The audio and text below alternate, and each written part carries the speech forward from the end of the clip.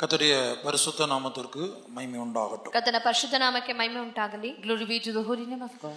நாம் சத்திய வேதத்தை கவனமாக படிப்போமானால் ஆங்கில வேதத்தில் 2 வார்த்தைகள் மொத்த வேதத்திலும் 2 இடங்களிலே ஒரு வார்த்தை பயன்படுத்தப்பட்டிருக்கிறது.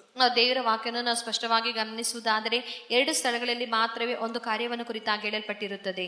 When we read the holy scriptures carefully in the English language, we can see one word used only twice in the whole Bible. தமிழிலே மொழிபெயர்த்தவர்களும் மற்ற மொழிபெயர்த்தவர்களும் அதற்குரிய சரியான வார்த்தையை அதில் பயன்படுத்தவில்லை. ತಮಿಳಲ್ಲಿ ಭಾಷಾಂತರ ಪಡಿಸುವರು, ಇತರ ಭಾಷೆಗಳಲ್ಲಿ ಭಾಷಾಂತರ ಪಡಿಸುವರು ಸರಿಯಾದ ರೀತಿಯಲ್ಲಿ ಅದನ್ನು ಭಾಷಾಂತರ ಪಡಿಸಲಿಲ್ಲ. Those who translated the Bible into Tamil and into other languages did not use the proper term for that word. அப்ப எபிரேய பாஷையிலே பழைய ஏற்பாடு எபிரேய பாஷையிலிருந்து மொழிபெயர்க்கப்பட்டது. எபிரேய பாஷையிலே உள்ள அதே அர்த்தத்தோடு ஆங்கில வேதத்தில் மாத்திரம்தான் எழுதப்பட்டிருக்கிறது. ಹಳೆ ಒಡಂಬಡಿಕೆ ಆದದ್ದು ಇಬ್ರಿಯ ಭಾಷೆಯಿಂದ ಅದು ಭಾಷಾಂತರ ಪಡಿಸಲ್ಪಡುತ್ತದೆ. ಆಂಗ್ಲದಲ್ಲಿ ಮಾತ್ರವೇ ಅದು ಸರಿಯಾಗಿರುತ್ತದೆ. The Old Testament was translated from the Hebrew language and the proper term, the correct term is used only in the English language. My darling என்பதுதான் அந்த வார்த்தையாக இருக்கிறது. ನನ್ನ ಪ್ರಿಯಳು ಎಂಬುದಾಗಿ ಹೇಳುವುದ ಒಂದು ಮಾತಾಗಿರುತ್ತದೆ. That term is my darling. 22ஆம் சங்கீதம் 20ஆம் வசனத்தை வாசிப்போம். 22ನೇ ಕೀರ್ತನೆ 20ನೇ ವಚನವನ್ನು ನಾವು ಓದೋಣ. Let us read Psalm 22 verse 20. என் ஆத்துமாவை பட்டயத்திற்கும் எனக்கு அருமையானதை நாய்களின் துஷ்டத்தனத்திற்கும் தப்புவியும். ಕತ್ತಿಗೆ ಸಿಕ್ಕದಂತೆ ನನ್ನನ್ನು ತಪ್ಪಿಸು, ನನ್ನ ಪ್ರಿಯ ಪ್ರಾಣವು ನಾಯಿಯ ವಶವಾಗದಂತೆ ಕಾಪಾಡು. Deliver my soul from the sword, my darling from the power of the dog. இனி 35ஆம் சங்கீதம் 17ஆம் வசனம். 35ನೇ ಕೀರ್ತನೆ 17ನೇ ವಚನ. Nextly Psalm 35 verse 17. ஆண்டவரே, எதுவரைக்கும் இதை பார்த்து கொண்டிருப்பீர்? என் ஆத்துமாவை அழிவிக்கும் எனக்கு அருமையானதை சிங்க குட்டிகளுக்கும் தப்புவியும். ಕರ್ತನೇ, ಇನ್ನೆಷ್ಟರವರೆಗೆ ಸುಮ್ಮನೆ ನೋಡುತ್ತಾ ಇರುವಿ? ಅವರ ಅಪಾಯದಿಂದ ನನ್ನ ಪ್ರಾಣವನ್ನು ಬಿಡಿಸು, ನನ್ನ ಪರಮ ಪ್ರಿಯ ಪ್ರಾಣವನ್ನು ಆ ಸಿಂಹಗಳ ಬಾಯಿಗೆ ಸಿಕ್ಕದಂತೆ ತಪ್ಪಿಸು. Lord, how long wilt thou look on?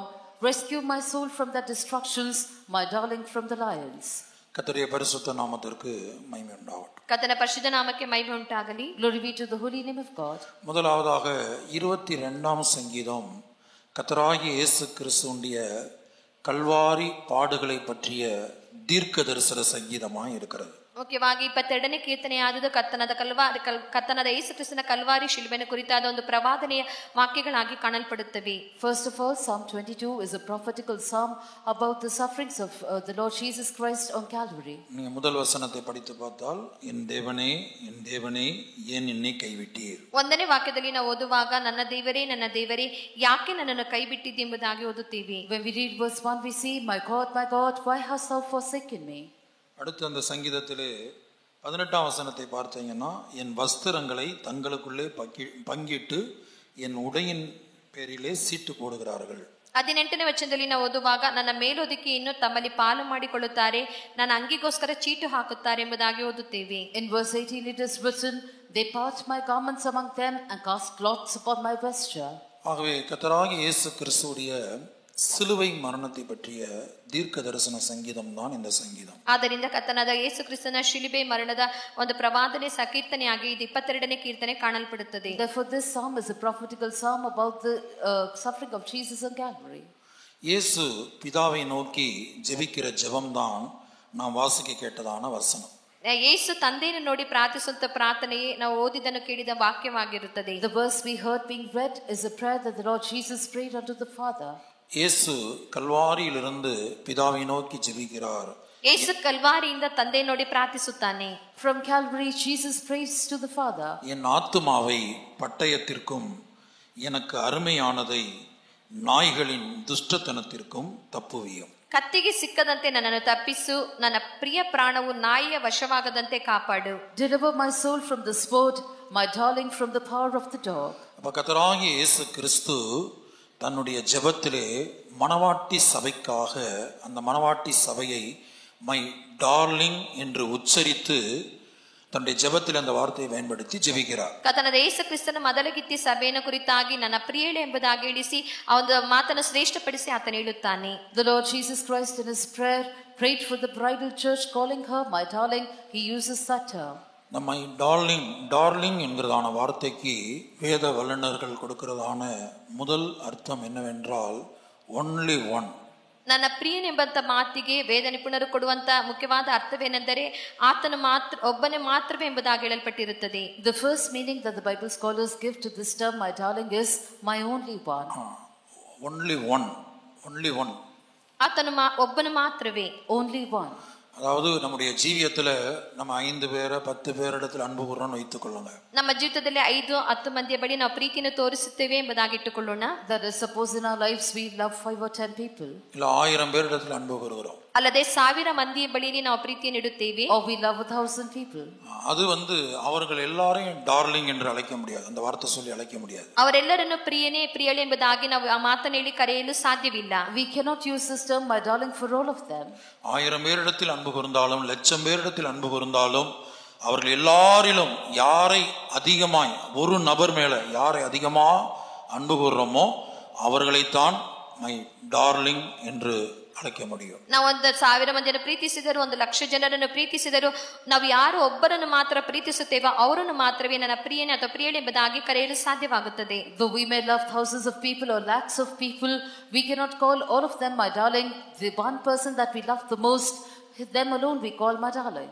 இதை விளங்கிக் கொள்ளும்படியாக உன்னத பாட்டு 6ஆம் அதிகாரம் 8-9 ವಚನங்களை ನಾವು ವಾಸಿக்கும் போது ಇದನ್ನು ಅರ್ಥ ಮಾಡಿಕೊಳ್ಳುವುದಕ್ಕಾಗಿ ಪರಮಗೀತ 6ನೇ ಅಧ್ಯಾಯ 8-9 ವಚನಗಳಲ್ಲಿ ನಾವು ಓದುವಾಗ, to understand this, when we read Song of Solomon chapter 6 verses 8 and 9, ராஜஸ்திரீகள் 60 பேரும் மறுமனையாட்டிகள் 80 பேரும் உண்டு, கண்ணியருக்கு தொகை இல்லை. என் புறாவோ என் உத்தமியோ ஒருத்தியே, அவள் தன் தாய்க்கு ஒரே பிள்ளை, அவள் தன்னை பெற்றவளுக்கு அருமையானவள். குமாரத்திகள் அவளை கண்டு அவளை வாழ்த்தினார்கள், ராஜஸ்திரீகளும் மறுமனையாட்டிகளும் அவளை போற்றினார்கள். 60 ಮಂದಿ ರಾಣಿಯರು 80 ಜನ ಉಪಪತ್ನಿಯರು ಲೆಕ್ಕವಿಲ್ಲದ ಯುವತಿಯರು ನನಗುಂಟು. ನನ್ನ ಪಾರಿವಾಳವು ನನ್ನ ನಿರ್ಮಲೆಯೂ ಒಬ್ಬಳೆ, ಇವಳು ತಾಯಿಗೆ ಏಕಪುತ್ರಿಯು ಹೆತ್ತವಳಿಗೆ ಆಪ್ತಳು. ಯುವತಿಯರು ನೋಡಿದಾಗ ಧನ್ಯಳೆಂದು ಹೇಳಿದರು, ರಾಣಿಯರು ಉಪಸ್ತ್ರೀಯರು ಕಂಡಾಗ ಹೀಗೆ ಪ್ರಶಂಸಿಸಿದರು. there are 80 queens and 80 concubines and virgins without number. My dove, my undefiled, is but one. She is the only one of her mother. She is the choice one of her that bare her. The daughters saw her and blessed her. Yea, the queens and the concubines, and they praised her. இங்கே மணவாட்டியை பார்த்து மணவாளன் என்ன சொல்லுகிறார்? என் புறாவோ என் உத்தமியோ ஒருத்தியே, only one, ஒருத்தி தான், ஒருத்தி மட்டும்தான். ಇಲ್ಲಿ ಮೊದಲಿಗನ ಮೊದಲಿಗಿತ್ಯ ನೋಡಿ ಏನು ಹೇಳುತ್ತಾನೆ? ನನ್ನ ಪಾರಿವಾಳು ನನ್ನ ನಿರ್ಮಲೆ ಒಬ್ಬಳೆ ಎಂಬುದಾಗಿ ಹೇಳುತ್ತಾನೆ. Here looking at the bride, the bridegroom says, my dove, my undefiled, is only one. கர்த்தருடைய பரிசுத்த நாமத்துக்கு மகிமை உண்டாகட்டும். ಕರ್ತನ ಪರಿಶುದ್ಧ ನಾಮಕ್ಕೆ ಮಹಿಮೆ ಉಂಟಾಗಲಿ. Glory be to the holy name of God. இந்த வேதபகனுடைய அர்த்தம் ராஜஸ்திரிகள் 60 பேர் என்று சொல்லும்போது அபிஷேகம் பண்ணப்பட்ட எல்லா ஜனங்களையும் காட்டுகிறார். ಇಲ್ಲಿ ರಾಜಶ್ರೀ 60 ಮಂದಿ ಹೇಳುವಾಗ ಅಭಿಷೇಕ ಹೊಂದಿದಂತ ಪ್ರತಿಯೊಬ್ಬರನ್ನು ಅದು ತೋರಿಸುತ್ತದೆ. The meaning of this Bible portion when he says queens, it shows everyone who is anointed. அபிஷேகம் பண்ணப்பட்ட ஜனங்கள் இன்றைக்கு முழு உலகத்திலும் கோடிக்கணக்கான ஜனங்கள் அபிஷேகம் பண்ணப்பட்டவர்களாக இருக்கிறார்கள். நம்முடைய சபையிலும் மற்ற எல்லா சபைகளிலும், ಈ ನಮ್ಮ ಸಭೆಯಲ್ಲಿ ಬೇರೆ ಎಲ್ಲಾ ಸಭೆಗಳು ಇಡೀ ಲೋಕದಲ್ಲಿ ನೋಡುವಾಗ ಕೋಟಿಗಟ್ಟಲೆ ಜನರು ಅಭಿಷೇಕಿಸಲ್ಪಟ್ಟ ಜನರು ಕಾಣಲ್ಪಡುತ್ತಾರೆ. Today when we look all over the world in our church and in other churches, there are crores of people who have been anointed. மறுமனையாட்டிகள் என்பது பழைய ஏற்பாட்டு பரிசுத்தவான்களை காட்டுகிறது. ಉಪಪತ್ನಿಯರು ಎಂದು ಹೇಳುವಾಗ ಹಳೆಯ ಒಡಂಬಡಿಕೆ ಪರಿಶುದ್ಧರನ್ನು ತೋರಿಸುತ್ತದೆ. Concubines signify the Old Testament saints. கண்ணியருக்கு தொகை இல்லை என்று சொல்லுவது உபத்திர காலத்து இரத்த சாட்சிகளை காட்டுகிறது. ಲೆಕ್ಕವಿಲ್ಲದಂತ ಯುವತಿಯರು ಎಂದು ಹೇಳುವಾಗ ಉಪದ್ರವ ಕಾಲದ ರಕ್ತ ಸಾಕ್ಷಿಗಳನ್ನು ತೋರಿಸುತ್ತದೆ. When it is said virgins without number, it speaks of the martyrs in the tribulation period. வெளிப்படுத்தின விசேஷம் 7ஆம் அதிகாரம் 9ஆம் வசனத்தை நீங்க படித்து பார்த்தீங்கன்னா அங்க உபத்திர காலத்து இரத்த சாட்சிகளை குறித்து அவர்களை கணக்கிட முடியாது, அவங்களுக்கு தொகையே இல்லை என்று நாம் படிக்கிறோம். ಪ್ರಕಟಣೆ 6ನೇ ಅಧ್ಯಾಯ 7ನೇ ವಚನದಲ್ಲಿ ನಾವು ಓದುವಂತ ಸಮಯದಲ್ಲಿ ಆ ಒಂದು ರಕ್ತ ಸಾಕ್ಷಿಗಳ ಲೆಕ್ಕವಾದದ್ದು ಅಳತೆ ಎಣಿಸಲು ಸಾಧ್ಯವಿಲ್ಲ ಎಂಬುದಾಗಿ ಹೇಳಲ್ಪಟ್ಟಿರುತ್ತದೆ. When we read in Revelation chapter 7 verse 9, the martyrs of the tribulation period are called a great multitude which no man could number. அப்ப கணக்கிட முடியாத அளவுக்கு திரளான கூட்டம். ಎಣಿಸಲಾರದಂತ ಹೆಚ್ಚಾದಂತ ಗುಂಪಿನವರು. A great multitude which no man could number. ஆனா மணவாட்டியை குறித்து நாம் பார்க்கும்போது என் புறாவோ என் உத்தமியோ ஒருத்தியே. ಆದರೆ ಮದಲಗಿತ್ತಿಯನ್ನು ಕುರಿತಾಗಿ ಓದುವಾಗ ನನ್ನ ಪಾರಿವಾಳವು ನನ್ನ ನಿರ್ಮಲೆಯು ಒಬ್ಬಳೇ ಎಂಬುದಾಗಿ ಹೇಳಲ್ಪಟ್ಟಿದೆ. But about the bride it is said, my dove, my undefiled is only one. அப்ப இயேசு தம்முடைய கடைசி ஜெபத்திலே, கல்வாரியிலே மரிப்பதற்கு முன்பாக ஜெபித்த ஜெபத்திலே தம்முடைய மணவாட்டிக்காக தம்முடைய மணவாட்டியை மை டார்லிங் என்று குறிப்பிட்டு பிதாவை நோக்கி ஜெபிக்கிறார். ಕಲ್ವಾರಿ ಶಿಲುಬೆಯಲ್ಲಿ ಯೇಸು ಕೊನೆಯದಾಗಿ ಆತನ ಮರಣಿಸುವಂತ ಸಮಯಕ್ಕೆ ಮುಂಚಿತವಾಗಿ ಆತನ ಮೊದಲಗೀತೆಯನ್ನು ಕುರಿತಾಗಿ ನನಗೆ ಒಬ್ಬಳೆಂಬುದಾಗಿ ಹೇಳಿ ಆತನ ಹೇಳಿ ಆ ರೀತಿಯಾಗಿ ಹೇಳಿ ಆತನ ಮರಣಿಸುತ್ತಾನೆ. Therefore when Jesus prayed upon the cross of Calvary before his death, he prayed for his bridal church, calling her my darling. அப்ப ஆண்டவராகிய இயேசு கிறிஸ்துவுடைய மணவாட்டி என்கிற அந்த ஸ்தானத்திற்கு அல்லது இயேசு நாம் ஒவ்வொருவரை பார்த்து மை டார்லிங் என்று அழைக்கக்கூடிய இடத்துக்கு நாம் வர வேண்டுமானால், ಯೇಸು ಕ್ರಿಸ್ತನ ಮೊದಲಗೀತೆ ಎಂಬುದಾಗಿ ಕರೆಯುವಂತ ಸ್ಥಳಕ್ಕೆ ಅಥವಾ ಕರ್ತನ ನಮ್ಮೊಬ್ಬೊಬ್ಬರನ್ನು ನೋಡಿ ಆತನ ಮೊದಲಗೀತೆ ನನ್ನ ಪ್ರಿಯಳೆ ಎಂಬುದಾಗಿ ಹೇಳುವಂತ ಸ್ಥಳಕ್ಕೆ ನಾವು ಬರಬೇಕಾದರೆ, therefore if we have to come to the place of being the bride of Jesus Christ, or to the place where Jesus looking at each one of us can say my darling, நம் ஒவ்வொருடைய ஜீவியத்திலும் நாம் செய்ய வேண்டிய ஒரு காரியம் இருக்கிறது. ನಮ್ಮ ಒಬ್ಬೊಬ್ಬರ ಜೀವಿತದಲ್ಲಿಯೂ ನಾವು ಮಾಡಬೇಕಾದಂತ ಒಂದು ಕಾರ್ಯ ಉಂಟು. There is one thing that all of us should do in our lives. அதைத்தான் 35ஆம் சங்கீதம் 17ஆம் வசனத்திலே நாம் வாசித்தோம். ಅದನ್ನೇ 35ನೇ ಕೀರ್ತನೆ 17ನೇ ವಚನದಲ್ಲಿ ನಾವು ಓದಿದೆವು. That is what we read in Psalm 35 verse 17. அங்கே தீர்க்கதரிசனமாக மணவாட்டியை குறித்து எழுதப்பட்டிருக்கிறது. ಇಲ್ಲಿ ಪ್ರವಾದನ ವಾಕ್ಯವಾಗಿ ಮೊದಲಗೀತೆಯನ್ನು ಕುರಿತಾಗಿ ಬರೆಯಲ್ಪಟ್ಟಿರುತ್ತದೆ. There was a prophecy, it is written about the bride. ஆண்டவரே எதுவரைக்கும் இதை பார்த்து கொண்டிருப்பீர்? ಕರ್ತನೇ ಇನ್ನೆಷ್ಟರವರೆಗೆ ಸುಮ್ಮನೆ ನೋಡುತ್ತಾ ಇರುವಿ? Lord, how long wilt thou look on? என் ஆத்துமாவை அழிவுக்கும் ಅವರ ಅಪಾಯದಿಂದ ನನ್ನ ಪ್ರಾಣವನ್ನು ಬಿಡಿಸು. Rescue my soul from destruction. எனக்கு அருமையானதை சிங்கக்குட்டிகளுக்கும் தப்புவியும். ನನ್ನ ಪರಮ ಪ್ರಿಯ ಪ್ರಾಣವನ್ನು ಆ ಸಿಂಹಗಳ ಬಾಯಿಗೆ ಸಿಕ್ಕದಂತೆ ತಪ್ಪಿಸು. And my darling from the lions. அப்ப இந்த இடத்துல இந்த வசனத்துடைய அர்த்தம் என்னவென்றால், எந்த ஒரு தேவனுடைய பிள்ளைக்கு இந்த உலகத்துள்ள எல்லாவற்றை பார்க்கலும் தன்னுடைய சொந்த ஆத்துமா மேல் அதிகமாய் அன்பு கூறுகிறார்களோ, அல்லது ஒரு தேவனுடைய பிள்ளைக்கு அவங்களுடைய ஆத்துமா என்றைக்கு மை டார்லிங் என்று அழைக்கக்கூடிய இடத்தில் அவங்களுடைய ஆத்துமா மாறுகிறதோ, ಯಾವ ರೀತಿಯಾಗಿ ಒಬ್ಬ ಮನುಷ್ಯನ ಆತ್ಮವ ಪ್ರಾಣವಾದದ್ದು ನನ್ನ ಪ್ರಿಯಳೆ ಅಂತ ಒಂದು ಕಾರ್ಯಕ್ಕೆ ಅವರು ಬದಲಾಗಿ ಆ ರೀತಿಯಾಗಿ ಕಾಣಲ್ಪಡುತ್ತಾರೋ. The meaning of this verse is the day that a child of God, a person can call his soul my darling.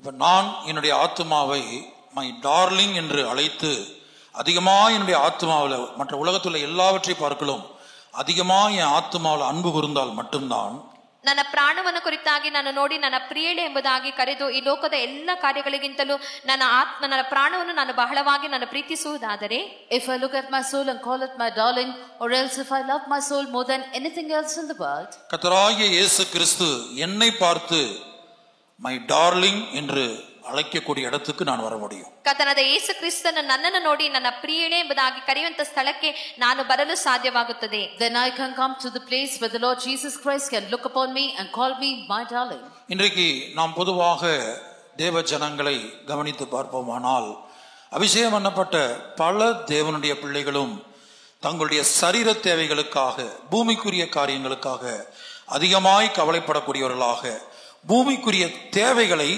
அதிகமாய் அன்பு கூறக்கூடியவர்களாக இருக்கிறார்கள். ಈ ದಿನಗಳಲ್ಲಿ ದೇವ ಜನರಲ್ಲಿ ಅಭಿಷೇಕಿಸಲ್ಪಟ್ಟಂತ ಅನೇಕರಲ್ಲಿ ನಾವು ನೋಡುವಾಗ ಈ ದಿನಗಳಲ್ಲಿ ಭೌಮಿಕ ಕಾರ್ಯಗಳಿಗಾಗಿ ತಮ್ಮ ಶರೀರದ ಕಾರ್ಯಗಳಿಗೆ ಮಾತ್ರವೇ ಕರ್ತನನ್ನು ಬಹಳವಾಗಿ ಅವರು ಹುಡುಕುವವರಾಗಿ ಕಾಣಲ್ಪಡುತ್ತಾರೆ. Today if we generally look at the people of God who are anointed, they seek God only for their physical needs, for earthly matters. They are constantly worrying about earthly things. இப்போ சரீரத்தில் ஒரு வியாதியோ ஒரு பிரச்சனையோ வருகிறது என்றால் அதை குறித்து நாம் அதிகமாய் கவலைப்படுகிறோம், பாரப்படுகிறோம். ಒಂದು ನಮ್ಮ ಶರೀರದಲ್ಲಿ ಒಂದು ರೋಗವೋ ಸಮಸ್ಯೆ ಬರುವುದಾದರೆ ಅದನ್ನು ಕುರಿತಾಗಿ ನಾವು ಬಹಳವಾಗಿ ಚಿಂತಿಸುವವರಾಗಿ ಭಾರಪಡುವವರಾಗಿರುತ್ತೇವೆ. If we have a sickness or any other problem in our body, we care and are burdened much for it. மனிதனுடைய சரீரம் பரலோக ராஜ்யத்திலே பிரவேசிப்பதில்லை. மாம்சமும் இரத்தமும் தேவனுடைய ராஜ்யத்தை சுதந்தரிக்க மாட்டாது. ಮಾಂಸವೋ ರಕ್ತವೋ ದೇವರ ರಾಜ್ಯದಲ್ಲಿ ಅದು ಸ್ವತಂತ್ರಿಸಿಕೊಳ್ಳಲು ಸಾಧ್ಯವಿಲ್ಲ. The body of a man cannot enter into heaven, as it is said, flesh and blood cannot inherit the kingdom of God. ஒவ்வொரு மனிதனுடைய சரீரத்திலும் ஆண்டவர் விலையேற பெற்ற ஆத்துமாவை வைத்திருக்கிறார். ಒಬ್ಬೊಬ್ಬ ಮನುಷ್ಯನ ಶರೀರದಲ್ಲೂ ಕರ್ತನ ಅಮೂಲ್ಯವಾದಂತ ಆತ್ಮನು ಪ್ರಾಣವನ್ನು ಆತನು ಇಟ್ಟಿರುತ್ತಾನೆ. God has kept a precious soul in the body of each and every human being. இந்த ஆத்துமாவுடைய அந்த பூர்வீகத்தை ஆர்ஜினை நாம் பார்ப்போமானால், ಈ ಪ್ರಾಣದ ಒಂದು ಆತ್ಮ ಪೂರ್ವಿಕತೆಯನ್ನು ನಾವು ನೋಡುವಂತ ಸಮಯದಲ್ಲಿ, if we look at the origin of this soul, தேவன் மனிதனை மண்ணினாலே உருவாக்கி, ஆதாமை மண்ணினாலே உருவாக்கி, தம்முடைய ஜீவ சுவாசத்தை அவன் மேல் ஊதினான், அவன் ಜೀವಾತ್ಮವಾನಾನ್ ಎಂದು எழுதப்பட்டிருக்கிறது. ದೇವರು ಮನುಷ್ಯನನ್ನು ಆದಾಮನನ್ನುಂಟು ಮಾಡಿ ಅವನ ಮೂಗಿನಲ್ಲಿ ಜೀವ ಶ್ವಾಸವನ್ನು ಊದಿದನು, ಅವನು ಬದುಕುವಂತ ಮನುಷ್ಯನಾದನೆಂಬುದಾಗಿ ನಾವು ಓದುತ್ತೇವೆ. We read that God made Adam out of the dust of the earth and he breathed the breath of life into his nostrils and he became a living soul. அப்ப ஒரு மனிதனுடைய சரீர மரணத்தை பார்க்கலும் தேவனுடைய பார்வையில அவனுடைய ஆத்ம மரணம் தான் வெளியேற பெற்றதா இருக்கிறது. ಒಬ್ಬ ಮನುಷ್ಯನ ಜೀವಿತದಲ್ಲಿ ಶರೀರದ ಮರಣಕ್ಕಿಂತಲೂ ತಮ್ಮ ಆತ್ಮದ ಮರಣವಾದದ್ದು ಬಹಳ ಒಂದು ಬೆಲೆಯುಳ್ಳದಾಗಿ ಕಾಣಲ್ಪಡುತ್ತದೆ. அதாவது அவனுடைய ஆத்மா மரித்து போகாத அளவுக்கு காப்பாற்றப்பட வேண்டும். ஆத்ம மரணம் சம்பவிக்காத வண்ணம் ಕಾಪಾಡಪಡணும். அதுதான் அவருடைய பார்வையில் வெளியேறப்பட்டதா இருக்கிறது. ತನ್ನ ಆತ್ಮ ಮರಣ ಹೊಂದದಂತೆ ಅವನು ಅದು ಕಾಪಾಡಲ್ಪಡಬೇಕು, ಅದೇ ಒಂದು ಬೆಲೆಯುಳ್ಳದಾಗಿ ಕಾಣಲ್ಪಡುತ್ತದೆ. Therefore, more than the physical death of a person in the sight of God, it is much more important that that person's soul should not die. உதாரணமாக ஏதேன் தோட்டத்திலே கர்த்தர் அந்த நன்மை தீமை அறியத்தக்க கனியை நீ புசிக்கிற நாளில் சாகவே சாவா என்று சொல்லி இருந்தார் ஆದಾಮನಿடத்திலே. ಉದಾಹರಣೆಯಾಗಿ ಕರ್ತನ ಆದಾಮನ ಬಳಿಯಲ್ಲಿ ಆ ಒಳ್ಳೆಯದು ಕೆಟ್ಟದನ್ನು ತಿಳಿಸುವಂತ ಹಣ್ಣನ್ನು ತಿಂದ ದಿನವೇ ನೀನು ಸತ್ತೇ ಸಾಯುವೆಂಬುದಾಗಿ ಕರ್ತನ ಆದಾಮನ ಬಳಿ ಹೇಳಿದ್ದರು. For example, in the Garden of Eden, God had told Adam that the day thou eatest of the fruit of the tree of the knowledge of good and evil, thou shalt surely die. ஆனா அந்த கனியை புசித்த பிற்பாடு அவர்கள் இருவருமே, ஆதாமும் ஏவாளும் சரீரத்தில் மரிக்கவில்லை. அதுக்கப்புறம் பல வருஷங்கள் வாழ்ந்தாங்க. ಆ ಹಣ್ಣನ್ನು ತಿಂದ ನಂತರ ಆದಾಮ ಅವಳು ಶರೀರದಲ್ಲಿ ಸಾಯಲಿಲ್ಲ, ಅದಕ್ಕೆ ನಂತರ ಹಲವು ವರ್ಷಗಳು ಅವರು ಬದುಕಿದ್ದರು. But after eating that fruit, Adam and Eve did not die in their bodies. They lived for many years. அப்ப அங்க அவங்களுக்குள்ள சம்பவித்த மரணம் எங்கே சம்பவித்தது? ஆத்ம மரணம். ಆದರೆ ಅವರಲ್ಲಿ ಸಂಭವಿಸಿದಂತ ಮರಣವಾದದ್ದು ಆತ್ಮದಲ್ಲಿ ಸಂಭವಿಸಿತು. Therefore, the death that took place in them at that time was this death in their souls. ஆகவே தான் எசேக்கியேலிலே நாம் படிக்கிறோம், பாவம் செய்கிற ஆத்துமா சாகும். ಆದರೆ ಎಚ್ಚರಿಕೆಯಲ್ಲಿ ನಾವು ಓದುತ್ತೇವೆ, ಪಾಪ ಮಾಡುವಂತ ಆತ್ಮವಾದದ್ದು ಸತ್ತೇ ಸಾಯುವುದೆಂಬುದಾಗಿ. Therefore, in Ezekiel we read, the soul that sinneth shall surely die. அப்ப ஒரு மனிதனுடைய வாழ்க்கையில ஒவ்வொரு தேவனுடைய பிள்ளையும் நீங்கள் எடுத்துக்கொண்டால், உங்களுடைய ஆவிக்குரிய ஜீவியத்துல நீங்க எவ்வளவு வளர்ச்சி அடைந்திருக்கிறீங்க அல்லது எவ்வளவு வெளிப்படுத்துள்ளவர்களாக இருக்கிறீர்கள் என்பதற்கு அடையாளம் என்ன? ಒಬ್ಬೊಬ್ಬರ ದೇವರ ಮನುಷ್ಯರ ಜೀವಿತದಲ್ಲಿ ನೋಡುವಾಗ ತಮ್ಮ ಆತ್ಮಿಕ ಬೆಳವಣಿಗೆಯಲ್ಲಿ ಎಷ್ಟರ ಮಟ್ಟಿಗೆ ಅಭಿವೃದ್ಧಿ ಹೊಂದಿದ್ದೀರಿ, ಎಷ್ಟರ ಮಟ್ಟಿಗೆ ಪ್ರಕಟಣೆ ಉಳಿದಾಗಿರುವುದಾಗಿ ನೋಡುವುದಾದ್ರೆ ಯಾವ ರೀತಿಯಾಗಿ ಕಾಣಲ್ಪಡುತ್ತದೆ. Therefore, when we look at the lives of each and every child of God, what is the sign that you have grown in your spiritual lives? சரியான வெளிப்படுத்தலுள்ள ஒரு தேவனுடைய பிள்ளை தன்னுடைய ஆத்துமாவை அதிகமா அன்பு கூறக்கூடியவர்களாக, ಆತ್ಮಾவை ಪಾದುಗಾಕக்கூடிಯವர்களாக இருப்பார்கள். ಸರಿಯಾಗಿ ದೇವರನ್ನು ಪ್ರೀತಿಸುವಂತ ದೇವರ ಮಗು ತಮ್ಮ ಆತ್ಮವನ್ನು ಕಾಪಾಡುವವರಾಗಿ, ತಮ್ಮ ಆತ್ಮವನ್ನು ಹೆಚ್ಚಾಗಿ ಪ್ರೀತಿಸುವವರಾಗಿ ಅವರು ಕಾಣಲ್ಪಡುತ್ತಾರೆ. A child of God who has a proper revelation will love his soul much. He will keep his soul properly. கர்த்தருடைய பரிசுத்த நாமத்துக்கு மகிமை உண்டாகட்டும். ಕರ್ತನ ಪರಿಶುದ್ಧ ನಾಮಕ್ಕೆ ಮಹಿಮೆ ಉಂಟಾಗಲಿ. Glory be to the holy name of God. அப்ப எந்த ஒரு தேவனுடைய பிள்ளை இந்த உலகத்தில் உள்ள எல்லாவற்றை பார்க்கலும், எல்லா உறவுகள், பணம், பொருள், வேலை, இந்த பூமியில் உள்ள உறவுகள், சொந்த ஜீவன், இது எல்லாவற்றையும் பார்க்கலாம், ஆத்துமா மேல அந்த ஆத்துமா எந்த விதத்திலும் மரித்து போகக்கூடாது என்று யார் எச்சரிக்கையா இருக்கிறார்களோ, ಈ ಲೋಕದ ವಸ್ತುಗಳ ಮೇಲೆ ಅವರು ಮನಸ್ಸಿಡದಂತೆ, ತಮ್ಮ ಕಾರ್ಯಗಳ ಹಣದ ಕಾರ್ಯಗಳ ಮೇಲೆ ಮನಸ್ಸಿಡದಂತೆ, ಯಾರು ತಮ್ಮ ಆತ್ಮವಾದದ ಮರಣ ಹೊಂದಬಾರದೆಂಬುದಾಗಿ ಅದರ ಮೇಲೆ ಬಹಳ ಜಾಗರೂಕರಾಗಿ ಕಾಣಲ್ಪಡುತ್ತಾರೋ, Therefore, those who are not careful about the things of this world or other things, but those who are careful that their soul should not die, அப்படிப்பட்டவர்கள் மட்டும்தான் கர்த்தராகிய இயேசு கிறிஸ்துவுக்கு மனவாட்டியாய் மாற முடியும். அப்படிப்பட்ட கூட்டத்தை பார்த்துதான் இயேசு என் புறாவோ என் உத்தமியோ ஒருத்தியே என்று அழைக்கிறார். ಅಂತವರನ್ನು ಮಾತ್ರವೇ ಕರ್ತನಾದ ಯೇಸು ಕ್ರಿಸ್ತನಿಗೆ ಮೊದಲಿಗಿತ್ತಿಯಾಗಲು ಸಾಧ್ಯ. ಅಂತವರನ್ನು ನೋಡಿ ಮಾತ್ರವೇ ಕರ್ತನು ನನ್ನ ಪಾರಿವಾಳವು ನನ್ನ ನಿರ್ಮಲೆಯು ಒಬ್ಬಳೆ ಎಂಬುದಾಗಿ ಹೇಳಲು ಸಾಧ್ಯವಾಗುತ್ತದೆ. only such people can become the bride of Christ. Looking at such a group of people, the Lord says, my dove, my undefiled, is but one. She is only one. கர்த்தருடைய பரிசுத்த நாமத்துக்கு மகிமை உண்டாகட்டும். ಕರ್ತನ ಪರಿಶುದ್ಧ ನಾಮಕ್ಕೆ ಮಹಿಮೆ ಉಂಟಾಗಲಿ. Glory be to the holy name of God. இந்த டார்லிங் என்கிறதான வார்த்தைக்கு எபிரேய பாஷையில கொடுக்கப்பட்ட சில அர்த்தங்கள்ல மிக முக்கியமான அர்த்தம், ஒரு அர்த்தம் கொடுக்கப்பட்டிருக்கு, சாலிட்டரி என்கிறதான அர்த்தம் கொடுக்கப்பட்டிருக்கிறது. ಆ ಒಂದು ಪ್ರಿಯಳೆ ಎಂಬಂತ ಮಾತಿಗೆ ಇಬ್ರಿಯ ಮಾತಿನಲ್ಲಿ ಸಾಲಿಟರಿ ಎಂಬುದಾಗಿ ಒಂದು ಅರ್ಥವಾದದ್ದು ಕೊಡಲ್ಪಟ್ಟಿರುತ್ತದೆ. Among the other meanings given to this term, my darling, an important meaning is solitary. அதாவது தனிமையாக இருப்பது, தனித்து இருப்பது. ಆ ಒಪ್ಪಂಟಿಗರಾಗಿರುವುದು. That is being alone. Lonely, alone, isolated, இப்படிப்பட்ட வார்த்தைகள் அதற்கு அர்த்தம் கொடுக்கப்பட்டிருக்கிறது. ಒಪ್ಪಂಟಿಗರಾಗಿ ಕಾಣಲ್ಪಡುವುದು, ಈ ರೀತಿಯಾಗಿ ಒಬ್ಬರಾಗಿರುವುದು ಎಂಬುದಾಗಿ ಇಂತಹ ಅರ್ಥಗಳು ಅದಕ್ಕೆ ಕೊಡಲ್ಪಟ್ಟಿರುತ್ತವೆ. The meaning is given being lonely, being alone, or being isolated. கர்த்தராகிய இயேசு கிறிஸ்து தன் மணவாட்டியை பார்த்து மை டார்லிங் என்று அழைக்க வேண்டுமானால், ಕರ್ತನಾದ ಯೇಸು ಕ್ರಿಸ್ತನು ತನ್ನ ಮದಲಗಿತ್ತಿಯನ್ನು ನೋಡಿ ನನ್ನ ಪ್ರಿಯಳೆ ಎಂಬುದಾಗಿ ಕರೆಯಬೇಕಾದರೆ, if the Lord Jesus looking at his bride should call her my darling, அந்த மை டார்லிங் என்று அழைக்கப்படக்கூடிய அந்த குறிக்கப்பட்ட நபர் அவங்க என்ன செய்யணும்? ஐசோலேட்டட் அல்லது லோன்லியாக தங்கள் ஜீவியத்திலே காணப்பட வேண்டும். ಆ ಪ್ರಿಯಳೆ ಎಂಬುದಾಗಿ ಕರೆಯಲ್ಪಡುವಂತಹ ಮನುಷ್ಯನಾದನು ತನ್ನ ಜೀವಿತದಲ್ಲಿ ಅವನ ಒಪ್ಪಂಟಿಗನಾಗಿ ಕಾಣಲ್ಪಡಬೇಕು. that particular person who is to be called my darling should be isolated or lonely in his life. அதற்கு லோன்லி என்று சொல்லும்போது வேத வல்லுனர்கள் அதற்கு கொடுத்திருக்கிற அர்த்தம் வித்தவுட் ஃப்ரெண்ட்ஸ், வித்தவுட் கம்பேனியன்ஸ். ಒಪ್ಪಂಟಿಗರೆಂಬುದಾಗಿ ಹೇಳುವಂತ ಸಮಯದಲ್ಲಿ ವೇದ ನಿಪುಣರು ಅದಕ್ಕೆ ಕೊಡಲ್ಪಟ್ಟಂತ ಅರ್ಥವಾದದ್ದು ಯಾವ ರೀತಿಯಾದ ಸ್ನೇಹವೋ ಸಂಬಂಧವೂ ಇಲ್ಲದವರೆಂಬುದಾಗಿ ಹೇಳಲ್ಪಟ್ಟಿರುತ್ತದೆ. When we say being lonely, the meaning the Bible scholars have given is without friends, without companions. அதாவது ஒரு தேவனுடைய பிள்ளைக்கு தன்னுடைய ஜீவியத்தில் அதிகமான நண்பர்கள், ஒன்றுக்கு மேற்பட்ட அநேக நண்பர்கள் இருக்கக்கூடாது. ಒಂದು ವೇಳೆ ಒಂದು ದೇವರ ಮಗುವಿಗೆ ತಮ್ಮ ಆತ್ಮ ಸ್ನೇಹಿತರು ಎಂಬುದಾಗಿ ಹೇಳುವಂತ ಒಬ್ಬರೋ ಇಬ್ಬರೋ ಅದಕ್ಕೂ ಹೆಚ್ಚಾದ ಜನರು ಕಾಣಲ್ಪಡಬಾರದು. That is, a child of God should not have more friends in his life.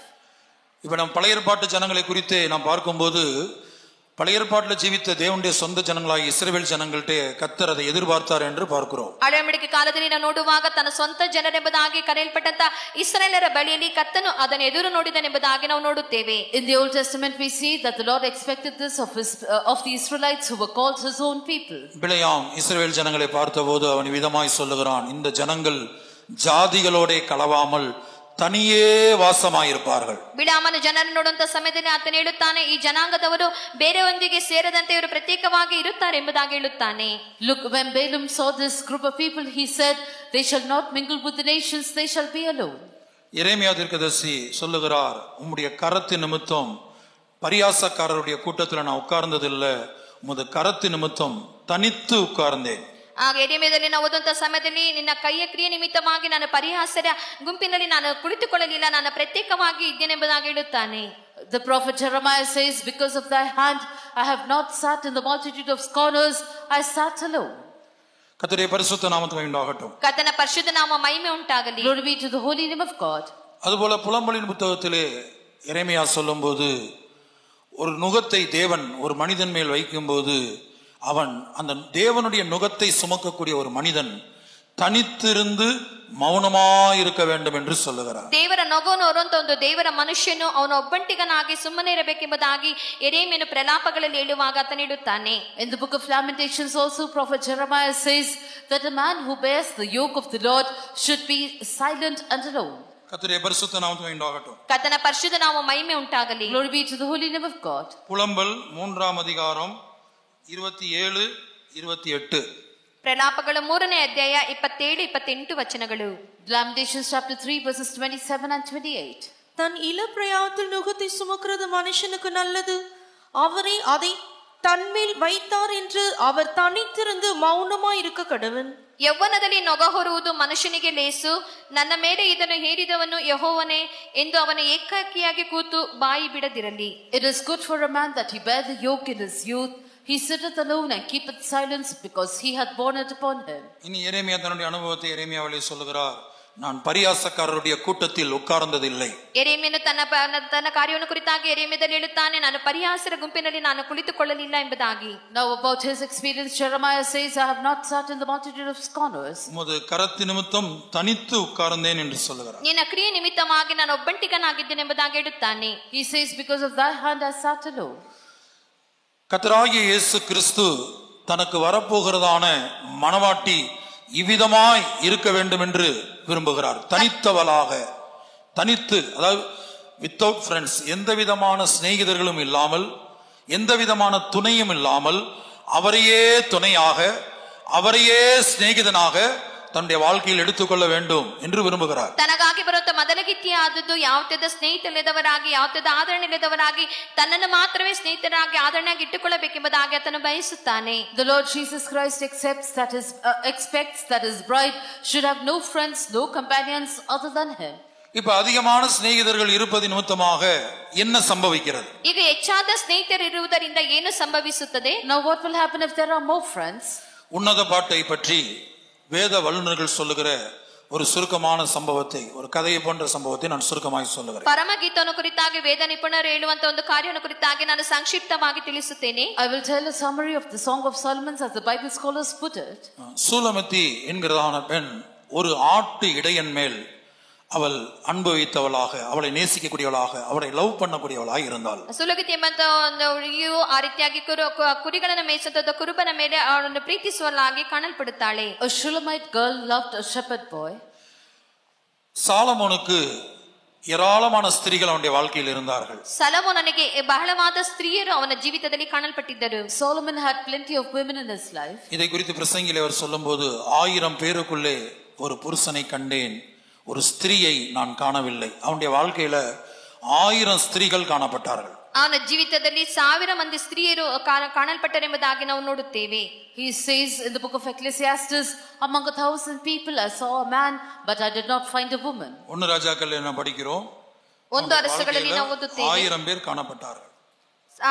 ಎಷ್ಟು ಜನ ಸ್ತ್ರೀಯರಲ್ಲಿ 1000 ಮಂದಿ ಕಾಣಲ್ಪಟ್ಟರೆಂಬುದಾಗಿ ನಾವು ಓದುತ್ತೇವೆ. 700 300 என்று பிரித்து எழுதப்பட்டிருக்கிறது. 200 300 ಎಂಬುದಾಗಿ ವಿಭಾಗಿಸಿ ಬರೆಯಲ್ಪಟ್ಟಿದೆ. It is divided and said that he had 700 wives and 300 concubines. இப்படிப்பட்ட 1000 பேருக்குள்ள அவர் ஒரு ஸ்திரியை 1000 பேரோடு வாழ்ந்தார். ஆனா சரியான ஒரு ஸ்திரியை நான் பார்க்கவில்லை என்று சொல்கிறார். சரியான சுபாவமுடைய ஒரு ஸ்திரியை இந்த 1000 பேருக்குள்ள நான் பார்க்கலன்னு சொல்றார். ಈ 1000 ಮಂದಿಯಲ್ಲಿ ಸರಿಯಾದ ಒಂದು ಸ್ವಭಾವವಿರುವಂತ ಒಂದು ಸ್ತ್ರೀಯನ್ನು ನಾನು ಕಾಣಲಿಲ್ಲ ಎಂಬುದಾಗಿ ಆತನು ಹೇಳುತ್ತಾನೆ. Though he lived with 1,000 women, he says that I did not find a woman with a proper character among them. ஒன்னு ராஜாக்கள் 11ஆம் அதிகாரத்திலே 1 Kings chapter 11 verse 3. ಒಂದು ಅರಸುಗಳು 11ನೇ ಅಧ್ಯಾಯ 3ನೇ ವಚನ. அவனுக்கு பிரபுக்கள் குலமான 700 மனையாட்டிகளும் 300 மறுமனையாட்டிகளும் இருந்தார்கள். அவனுடைய ஸ்திரீகள் அவன் இருதயத்தை வழுவி போக பண்ணினார்கள். இதை குறித்துதான் அவர் பிரசங்கியிலே சொல்லுகிறார், 1000 பேருக்குள்ளே ஒரு புருஷனை கண்டேன். ಆದ್ದರಿಂದ ಇದನ್ನು ಕುರಿತಾಗಿ ಪ್ರಸಂಗಿಯಲ್ಲಿ ಆತನು ಹೇಳುತ್ತಾನೆ 1000 ಜನರಲ್ಲಿ ಒಬ್ಬ ಪುರುಷನನ್ನು ಕಂಡೆನೆಂಬುದಾಗಿ. About this in the book of Ecclesiastes he says, among 1,000 people I did not find a woman. ஒரு ஸ்திரியை நான் காணவில்லை. ಒಂದು ಸ್ತ್ರೀಯನ್ನು ನಾನು ಕಾಣಲಿಲ್ಲ. I did not find a woman. அப்படிப்பட்ட சாலமோனுக்கு சூலமத்தியை கண்டபோது, ಅಂತ ಒಂದು ಸಾಲಮೋನನಿಗೆ ಸುಲಗಿತಿಯನ್ನು ನೋಡಿದಾಗ, when such a Solomon saw this Shulamite girl, ஒரு அதிகமான அன்பு உண்டானது. ಒಂದು ಹೆಚ್ಚಾದ ಅನುಭವ ಉಂಟಾಯಿತು. he had much love upon தனக்கு her. ஏற்ற துணையாக அவளை உருவாக்கிக் கொள்ள வேண்டும், மாற்றிக்கொள்ள வேண்டும் என்று விரும்பினான். ತನಗೆ ತಕ್ಕಂತ ಸಹಕಾರಿಯಾಗಿ ತನ್ನನ್ನು ಆರಿಸಿಕೊಳ್ಳಬೇಕೆಂಬುದಾಗಿ ಬಯಸುತ್ತಾನೆ. He desired to form her as a meet companion for himself. ஆனா அதே வேளையில ஒரு பலவந்தப்படுத்தியோ கட்டாயப்படுத்தியோ அவளை விவாகம் பண்ண அவனுக்கு விருப்பம் இல்லை. ಅದೇ ಸಮಯದಲ್ಲಿ ಬಲವಂತಪಡಿಸಿಯೋ ಕಡ್ಡಾಯವಾಗಿ ಅವಳನ್ನು ವಿವಾಹ ಮಾಡಿಕೊಳ್ಳುವುದಕ್ಕೆ ಅವನಿಗೆ ಇಷ್ಟವಿರಲಿಲ್ಲ. But at that same time he did not want to force her into marriage. ஆகவே சாலமன் என்ன செய்தான், சூலமத்தி ஒரு எளிமையான குடும்பத்தில் பிறந்தவள், அவளை ஒரு அரண்மனையில கொண்டு போய் வைத்தான். ಆದ್ದರಿಂದಲೇ ಆ ಸಮಯದಲ್ಲಿ ಅವನು ಏನೇನು ಮಾಡುತ್ತಾನೆ, ಒಂದು ಬಡವಾದ ಕುಟುಂಬದಲ್ಲಿರುವಂತ ಆ ಒಂದು ಶೂನ್ಯಮಳನ್ನು ಆ ಒಂದು ಅರಮನೆಯಲ್ಲಿ ತೆಗೆದುಕೊಂಡೋಗಿ ಇಡುತ್ತಾನೆ. Therefore what did Solomon do? That Shulamite girl was born in a poor family, so he kept her in a palace. அங்கே அவளுக்கு உதவியாக எருசலேமின் குமாரத்திகள் என்று அழைக்கப்படக்கூடிய அந்த கம்பானியன்ஸ், அது துணைகளை தோழிகளை கொடுத்தான். ಅಲ್ಲಿ ಅವಳಿಗೆ ಸಹಾಯಕವಾಗಿ ಯೆರೂಸಲೇಮಿನ ಸ್ತ್ರೀಯ ಕುಮಾರಿಯರು ಎಂಬುದಾಗಿ ಕರೆಯಲ್ಪಡುವಂತ ಸಹಾಯಕರನ್ನು ಕೊಡುತ್ತಾನೆ. There he gave her many companions who are called the daughters of Jerusalem to help her. அப்ப சாலமன் எதிர்பார்த்தது என்னவென்றால், அந்த அரண்மனை, ஒரு ஏழ்மையான குடும்பத்தில் பிறந்த பெண் ஒரு அரண்மனை வாழ்க்கை, அந்த சொகுசான வாழ்க்கை, ஆடம்பர வாழ்க்கையை பார்த்த பிற்பாடு அதை விட்டு வெளியே போக விரும்ப மாட்டாள். அதை அடைவதற்காக, அதை அனுபவிப்பதற்காக தன்னை ஏற்றுக்கொள்வாள் என்று எதிர்பார்த்தான். ಆ ಸೊಲೊಮೋನ ಎದುರು ನೋಡಿದಂತ ಕಾರ್ಯವೇನೆಂದರೆ ಒಂದು ಬಡವಾದ ಕುಟುಂಬದಲ್ಲಿ ಹುಟ್ಟಿದಂತ ಆ ಸ್ತ್ರೀ ಆದವಳು ಒಂದು ಅರಮನೆಯಲ್ಲಿ ಸೊಗಸಾದ ಸ್ಥಿತಿಯಲ್ಲಿ ಅವಳು ಇಡುವಂತ ಸಮಯದಲ್ಲಿ ಅಲ್ಲಿಂದ ಅವಳು ಹೋಗೋದಕ್ಕೆ ಇಷ್ಟಪಡಲಿಲ್ಲ. ಆ ರೀತಿಯಾಗಿ ಇಷ್ಟಪಡುವುದಿಲ್ಲ ಎಂಬುದಾಗಿ, ನನ್ನನ್ನು ಬಿಟ್ಟು ಹೋಗುವುದಿಲ್ಲ ಎಂಬುದಾಗಿ ಆ ರೀತಿಯಾಗಿ ಅವನು ಬಯಸುತ್ತಾನೆ. What Solomon thought was that a girl who was born into a poor family, when she saw these riches, such a comfortable life in the palace, she would want to marry him and be with him to continue that life. ஏனென்றால் Shulamite நேசித்துக் கொண்டிருந்தது ஆடுகளை மேய்க்கக்கூடிய ஒரு மேய்ப்பன். ಯಾಕೆಂದರೆ ಸುಲಗಿತಿಯನ್ನು ಪ್ರೀತಿಸುತ್ತಿದ್ದದ್ದು ಕುರಿಗಳನ್ನು ಮೇಯಿಸುವಂತ ಒಬ್ಬ ಕುರುಬನನ್ನು. Because the person whom the Shulamite loved was a shepherd who kept the flock. இப்படி சாலமோனுடைய அரண்மனையில் வைக்கப்பட்ட சூலமத்தியை அந்த அரண்மனையில் உள்ள ஆடம்பர வாழ்க்கையோ அவருடைய மனதை மாற்றவில்லை, சாலமன் மேல் ஒரு அன்பை கொண்டு வரவில்லை. ಆ ರೀತಿಯಾಗಿ ಅರಮನೆಯಲ್ಲಿ ಇಡಲ್ಪಟ್ಟಂತ ಒಂದು ಸುಲಗಿತಿಯ ಮನಸ್ಸಾದದು ಅರಮನೆಯ ಜೀವಿತವನ್ನು, ಅಲ್ಲಿರುವಂತಹ ಸುಖ ಭೋಗಗಳನ್ನು ಅದರ ಮೇಲೆ ಅವಳು ಮನಸ್ಸಿಡಲಿಲ್ಲ. ಆ ರೀತಿಯಾಗಿ ಕುರುಬನ ಮೇಲೆ ಮನಸ್ಸಾದದು ಕಾಣಲ್ಪಟ್ಟಿತ್ತು. However, the Shulamite who was kept in the palace, who had this royal and comfortable life, her mind was not changed. She had no love upon Solomon. ஆனா அதே வேளையில அவளுடைய வாழ்க்கையில ஒரு தோல்வி அங்கே சம்பவித்தது. ಅದೇ ಸಮಯದಲ್ಲಿ ಅವಳ ಜೀವಿತದಲ್ಲಿ ಒಂದು ಅಪಜಯವು ಸಂಭವಿಸಿತು. But at the same time a defeat happened in her life. எப்போதும் தன்னுடைய ஆட்டு இடையன்மை நினைத்துக் கொண்டே இருந்தவள், அவரை தியானித்துக் கொண்டே, அவருடைய அன்பை நினைத்துக் கொண்டே, அந்த அன்புக்காக ஏங்கிக் கொண்டே இருந்தவள், எருசலேமின் குமாரத்திகள் என்கிற அந்த அநேக சிநேகிதர்கள் வந்தபோது அவர்களோடு அதிக நேரத்தை செலவழிக்க ஆரம்பித்தால் தன்னுடைய மேய்ப்பரை குறித்து, அந்த தன்னுடைய மணவாளனை குறித்து நினைக்கிற அந்த நினைப்பு குறைந்து போனது. ಆಗ ಅವಳು ತನ್ನ ಕುರುಬನನ್ನು ಕುರಿತಾಗಿ ಅವಳು ಬಹಳವಾಗಿ ಯೋಚಿಸಲಿಲ್ಲ. ಆದರೆ ಒಂದು ಯೆರೂಸಲೇಮಿನ ಸ್ತ್ರೀಯರು, ಬಹಳವಾದಂತಹ ಸ್ತ್ರೀಯರು ಅವಳೊಂದಿಗೆ ಕಾಣಲ್ಪಟ್ಟ, ಅವರೊಂದಿಗೆ ಹೆಚ್ಚಾದ ಸಮಯವನ್ನು ವೆಚ್ಚ ಮಾಡೋದಕ್ಕೆ ಅವಳು ಅವರೊಂದಿಗೆ ಸಮಯವನ್ನು ಕಳೆಯುವಳಾಗಿ ಕಾಣಲ್ಪಟ್ಟಳು. ಆ ಕುರುಬನನ್ನು ಮರೆತವಳಾಗಿ, ಮನಲಿಂಗನನ್ನು ಮರೆತವಳಾಗಿ ಅವಳು ಕಾಣಲ್ಪಡುತ್ತಾಳೆ. This woman who always thought about her shepherd lover, about her love for him, now when she had these companions, the daughters of Jerusalem, she started spending much more time with them and she forgot about her shepherd. எப்போதும் அந்த ஆட்டிடனுக்கு மாத்திரம் சொந்தமானவளாக, உரிமை உள்ளவளாக காணப்பட்ட இவளுடைய வாழ்க்கையில் இப்ப ஆட்டு இடையனோடு சேர்ந்து வேறு அநேக எருசலேமின் குமாரத்திகள் சிநேகிதர்களாய் வந்து விட்டார்கள். ಯಾವಾಗಲೂ ಆ ಕುರುಬನೊಂದಿಗೆ ಪ್ರೀತಿಯನ್ನು ಇಟ್ಟುಕೊಂಡು ಸ್ನೇಹವನ್ನು ಇಟ್ಟುಕೊಂಡಿದ್ದಂತ ಅವಳು ಈಗ ಯೆರೂಸಲೇಮಿನ ಸ್ತ್ರೀಯರೊಂದಿಗೆ ಸೇರಿ ಬಹಳ ಸಮಯವನ್ನು ವೆಚ್ಚ ಮಾಡುವಾಗ ಅವರೊಂದಿಗೆ ಸ್ನೇಹವನ್ನು ಬೆಳೆಸುವಳಾಗಿ ಅವಳು ಕಾಣಲ್ಪಡುತ್ತಾಳೆ. She who always belonged only to that shepherd man, to that shepherd, now because of these daughters of Jerusalem who came as friends into her life, they also were partakers of her love. ஆகவே தான் உன்னத பாட்டு 8ஆம் அதிகாரம் 13ஆம் வசனத்தில் மணவாளன் தன்னுடைய மணவாட்டியை பார்த்து விதமாய் அழைக்கிறார். தோட்டங்களில் வாசம் பண்ணுகிறவளே, தோழர் உன் சத்தத்தை கேட்கிறார்கள், நானும் அதை கேட்கட்டும். ಪರಮಗೀತೆ 8ನೇ ಅಧ್ಯಾಯ 13ನೇ ವಚನದಲ್ಲಿ ನಾವು ಓದುವಾಗ, ಉದ್ಯಾನ ವಾಸಿನಿಯೇ, ಗೆಳೆಯರು ನಿನ್ನ ದನಿ ಕೇಳಬೇಕೆಂದಿದ್ದಾರೆ, ನನಗೆ ಸಹ ಕೇಳಿಸಲಿ ಎಂಬುದಾಗಿ ನಾವು ಓದುತ್ತೇವೆ. Therefore in Song of Solomon chapter 8 verse 13 he says, thou that dwellest in the gardens, the companions hear thy voice, cause me to hear but. இப்ப மணவாளன் இங்கே மணவாட்டியுடைய சத்தத்துக்காக, மணவாட்டியுடைய பார்வைக்காக, மணவாட்டி தன்னை குறித்து நினைக்க வேண்டும் என்று சொல்லி ஏங்கி கொண்டிருப்பதை பார்க்கிறோம். ஆனால் இந்த மணவாட்டியாகிய சூலமேத்தியோ இப்போது பல ಸ್ನೇಹಿತರುடைய ಅன்பುக்கு ಅಡಿಮೆಪಟ್ಟವಳಾಗಿ ಮಾರಿಬಿಟ್ಟಾಳು. ಈ ಮದಲಿಂಗನಾದರೂ ಮದಲಗಿತ್ತಿಯೊಂದಿಗೆ ಸೇರಬೇಕೆಂಬುದಾಗಿ, ಅವಳ ಶಬ್ದವನ್ನು ಕೇಳಬೇಕೆಂಬುದಾಗಿ, ಅವಳ ಮುಖಭಾವವನ್ನು ನೋಡಬೇಕೆಂಬುದಾಗಿ ಬಯಸುವನಾಗಿ ಕಾಣಲ್ಪಡುತ್ತಾನೆ. ಆದರೆ ಇವಳಾದರೂ ಒಂದು ಸ್ನೇಹಿತರೊಂದಿಗೆ ಸೇರಿ ಸಮಯವನ್ನು ವೆಚ್ಚ ಮಾಡುವಳಾಗಿ, ಅವರೊಂದಿಗೆ ಸ್ನೇಹವನ್ನು ಬೆಳೆಸುವಳಾಗಿ ಕಾಣಲ್ಪಟ್ಟಿರುತ್ತಾಳೆ. Here we see the bridegroom yearning for the sight of his beloved, to hear her voice, for her love, but she is spending time with her friends. இதனுடைய ஆவிக்குரிய அர்த்தத்தை நாம் பார்ப்போம். ಇದರ ಆತ್ಮಿಕ ಅರ್ಥವನ್ನು ನಾವು ನೋಡೋಣ. When we look at the spiritual meaning of this, Solomon இந்த இடத்திலே பிசாசுக்கு அடையாளமாய் இருக்கிறான். ಸೊಲೊಮೋನನು ಈ ಸ್ಥಳದಲ್ಲಿ ಸೈತಾನನಿಗೆ ಹೋಲಿಕೆಯಾಗಿದ್ದಾನೆ. At this place Solomon signifies the devil.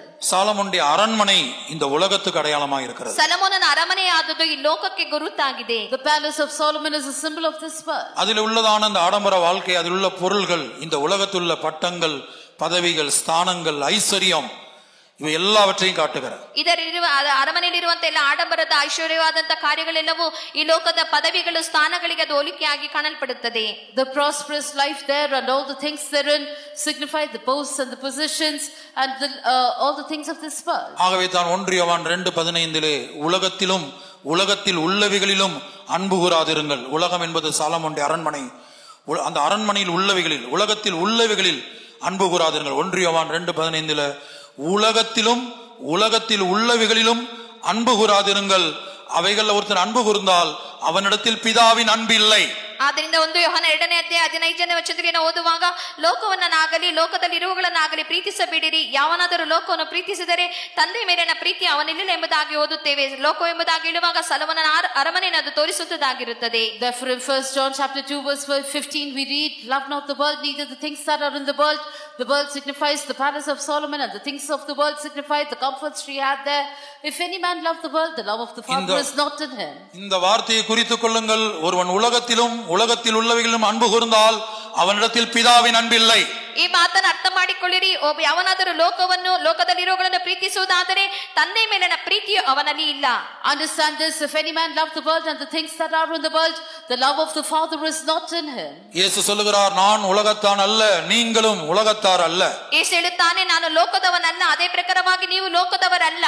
Jesus says, ye are not of this world, even as I am not of this world. இனி இந்த சூலமத்தி நம் ஒவ்வொருவருக்கும் அடையாளமாக மனவாட்டியாய் மாற வாஞ்சிக்கிற, இயேசுவுக்கு மனவாட்டியாய் மாற வாஞ்சிக்கிற நம் ஒவ்வொருவருக்கும் இந்த சூலமத்தி நிழலாட்டமாய் இருக்கிறார். ನಂತರ ಸುಲುಗತ್ತಿ ಎಂದು ಹೇಳುವಾಗ ಯೇಸುಗೆ ಮೊದಲಗಿತ್ತಿಯಾಗಿ ಕರೆಯಲ್ಪಟ್ಟಂತ ಒಬ್ಬೊಬ್ಬರಿಗೂ ಅವಳು ಗುರುತಾಗಿ ಕಾಣಲ್ಪಡುತ್ತಾಳೆ. Now this Shulamite signifies each one of us who desire to become the bride of Christ. அப்ப சூலமத்தியை நேசிக்கிற அந்த ஆட்டு இடையன் ஆண்டவராகிய இயேசுவை காட்டுகிறது. யோவான் 10ஆம் அதிகாரத்திலே ஆண்டவராகிய இயேசு தன்னை ஒரு ஆடுகளின் மேய்ப்பனாக, ஆட்டு இடையனாக தன்னை அறிமுகப்படுத்துகிறார். ಈ ಶೂನ್ಯಮಣ್ಣನ್ನು ಪ್ರೀತಿಸುವಂತ ಕುರುಬನಾದ ಕರ್ತನಾದ ಯೇಸು ಕ್ರಿಸ್ತನಿಗೆ ಹೋಲಿಕೆ ಆಗಿರುತ್ತಾನೆ. ಯೋಹನ 13ನೇ ಅಧ್ಯಾಯದಲ್ಲಿ ಓದುವಂತ ಸಮಯದಲ್ಲಿ ಆತನ ಕುರಿಗಳನ್ನು ಪ್ರೀತಿಸುವನೆಂಬುದಾಗಿ ಕುರುಬನೆಂಬುದಾಗಿ ಹೇಳಲ್ಪಟ್ಟಿರುತ್ತದೆ. The shepherd boy here signifies the Lord Jesus Christ. In John's Gospel chapter 10, Jesus introduces himself as a shepherd. சூலமத்தியை சாலமோனுடைய அரண்மனையோ அரண்மனையில் உள்ள பொருள்களோ ವಂಚಿக்க முடியவில்லை. ಈ ಶೂನ್ಯಮಣ್ಣನು ಸಲಮೋನನ ಅರಮನೆಯಲ್ಲಿರುವಂತಹ ಎಲ್ಲಾ ಕಾರ್ಯಗಳು ವಂಚಿಸಲು ಸಾಧ್ಯವಾಗಲಿಲ್ಲ. Neither Solomon nor his palace nor the things that were in that palace could deceive that Shulamite. அந்த சாலமோனின் அரண்மனையோ அரண்மனையில் உள்ள பொருள்களோ அந்த ஆடம்பரமோ சூலமத்தியை அடிமைப்படுத்த முடியவில்லை. ಆ ಸಾಲಮೋನನ ಅರಮನೆಯಲ್ಲಿರುವಂತಹ ಆಡಂಬರಗಳು, ಆ ವಸ್ತುಗಳು ಆ ಒಂದು ಶೂನ್ಯಮಣ್ಣನ್ನು ಅಧೀನಪಡಿಸಲು ಸಾಧ್ಯವಾಗಲಿಲ್ಲ. Neither Solomon's palace or the things that were therein or the royal life there could captivate the Shulamite. ஆனால் அதே வேளையிலே அவள் தனக்கே தெரியாமல் எருசலேமின் குமாரத்திகள் என்கிறதான சிநேகிதர்களுக்கு அடிமைப்பட்டவளாய் மாறி போனால், அவர்களோடு அதிகமான நேரத்தை செலவழித்தால் தன்னுடைய மேய்ப்பனை மறந்தாள். ಅದೇ ಸಮಯದಲ್ಲಿ ಯೆರೂಸಲೇಮಿನ ಸ್ತ್ರೀಯರೊಂದಿಗೆ ಹೆಚ್ಚಾದ ಸ್ನೇಹವನ್ನು ಬೆಳೆಸುವಳಾಗಿ ಅವರೊಂದಿಗೆ ಸಮಯವನ್ನು ಬಹಳವಾಗಿ ವೆಚ್ಚ ಮಾಡುವಳಾಗಿ ಕಾಣಲ್ಪಡುತ್ತಾಳೆ. ಅದೇ ಸಮಯದಲ್ಲಿ ತನ್ನ ಕುರುಬನನ್ನು ಅವಳು ಮರೆತವಳಾಗಿರುತ್ತಾಳೆ. But at the same time she became captive to those daughters of Jerusalem who became her friends. She started spending much more time with them and forgot her beloved. இப்ப சூலமத்தி என்கிற இடத்தில் இங்கே உட்கார்ந்திருக்கிற ஒவ்வொருவரும் ஆண்களா இருந்தாலும் பெண்களா இருந்தாலும் சபை ஸ்திரீ என்று அழைக்கப்படுகிறது. நாம் எல்லாருமே கிறிஸ்துவின் மனைவி என்று கிருபையின் காலத்தில் அழைக்கப்படுகிறோம். ಈ ಶೂನ್ಯಮೆಂಬುದಾಗಿ ಹೇಳುವಂತ ಸಮಯದಲ್ಲಿ ಇಲ್ಲಿ ಕುಳಿತಿರುವಂತ ಒಬ್ಬ ಸಹೋದರನಾಗಿರಲಿ ಸಹೋದರಿಯಾಗಿರಲಿ ಸಭೆಯಾದದ್ದು ದೇವರ ದೇಹಮುದಾಗಿ ಕರೆಯಲ್ಪಟ್ಟಿರುತ್ತದೆ. ಕ್ರಿಸ್ತನ ಭರಣಕ್ಕಾಗಿ ಕಾಣಲ್ಪಡುತ್ತ ಒಬ್ಬೊಬ್ಬ ಮೊದಲಗಿತ್ತಿಯಾಗಿ ನಾವು ಕಾಣಲ್ಪಡುತ್ತೇವೆ. Whether brothers or sisters, each one of us are comparable to that Shulamite, as the church of God is called a bride and we are called the wife of Christ in this grace period. அபிஷேகம் பண்ணப்பட்ட நாம் ஒவ்வொருவரும் கிறிஸ்துவின் மனைவியாக இருக்கிறோம். இயேசு நமக்கு ஒரே புருஷன். அதான் ஒரே என்கிற வார்த்தை 2 கொரிந்தியர் 11:2 2 ಕೊರಿಂಥ 12 ನಾವು ಓದುವಂತ ಸಮಯದಲ್ಲಿ ಒಬ್ಬೊಬ್ಬರು ನಾವು ಕ್ರಿಸ್ತನ ಹೆಂಡತಿ ಎಂಬುದಾಗಿ ನಾವು ಕರೆಯಲ್ಪಡುತ್ತೇವೆ. ನಮ್ಮ ಗಂಡನು ನಮ್ಮ ತಲೆಯು ಕ್ರಿಸ್ತನ ಮಾತ್ರವೇ ಆಗಿ ಕಾಣಲ್ಪಡುತ್ತಾನೆ ಎಂಬುದಾಗಿ ನಾವು ನೋಡುತ್ತೇವೆ. Each one of us who have received the anointing are called the bride of Christ, and Christ is our one husband, as we read in 2 Corinthians chapter 11. ஆகவே தான் 2 கொரிந்தியர் 11:2 நான் உங்களை கற்புள்ள கன்னிகையாக கர்த்தராகிய இயேசு கிறிஸ்துவுக்கு, அந்த இயேசு என்கிற ஒரே புருஷனுக்கு ஒப்பு கொடுக்க நியமித்தபடியால் உங்களுக்காக ದೇವ ವೈರಾಗ್ಯமான ವೈರಾಗ್ಯ கொண்டிருக்கிறேன். 2 ಕೊರಿಂಥ 11ನೇ ಅಧ್ಯಾಯ 2ನೇ ವಚನದಲ್ಲಿ ನಾವು ಓದುವಾಗ, ಯಾಕೆಂದರೆ ದೇವರಲ್ಲಿರುವಂತ ಚಿಂತೆಯಿಂದಲೇ ನಾನು ನಿಮ್ಮ ವಿಷಯದಲ್ಲಿ ಚಿಂತಿಸುತ್ತೇನೆ, ನಿಮ್ಮನ್ನು ಕ್ರಿಸ್ತನೆಂಬ ಒಬ್ಬನೇ ಪುರುಷನಿಗೆ ಶುದ್ಧ ಕನ್ಯೆಯಂತೆ ಒಪ್ಪಿಸಬೇಕೆಂದು ನಿಮ್ಮನ್ನು ಆತನಿಗೆ ನಿಶ್ಚಯ ಮಾಡಿದ್ದೇನಲ್ಲ ಎಂಬುದಾಗಿ ಓದುತ್ತೇವೆ. In 2 Corinthians chapter 11 verse 2 it is said, for I am jealous over you with godly jealousy, for I have espoused you to one husband, that I may present you as a chaste virgin to Christ. இப்ப இந்த உலகத்துல நாம இருக்கும்போது நீங்க உங்க தகப்பனை நேசிக்கலாம். விசுவாசிகள் உங்களுடைய தகப்பனை நேசிக்கலாம், தாயை நேசிக்கலாம், பிள்ளைகளை நேசிக்கலாம், சொந்த ஜீவனை நேசிக்கலாம். ಈ ಲೋಕದಲ್ಲಿ ವಿಶ್ವಾಸಿಗಳಾಗಿರುವಂತಹ ಸಮಯದಲ್ಲಿ ನೀವು ನಿಮ್ಮ ತಂದೆಯನ್ನೋ ತಾಯಿಯನ್ನೋ ನಿಮ್ಮ ಪ್ರಾಣವನ್ನು ನಿಮ್ಮ ಮಕ್ಕಳನ್ನು ನಿಮ್ಮ ಹೆಂಡತಿಯನ್ನು ನೀವು ಪ್ರೀತಿಸಬಹುದು.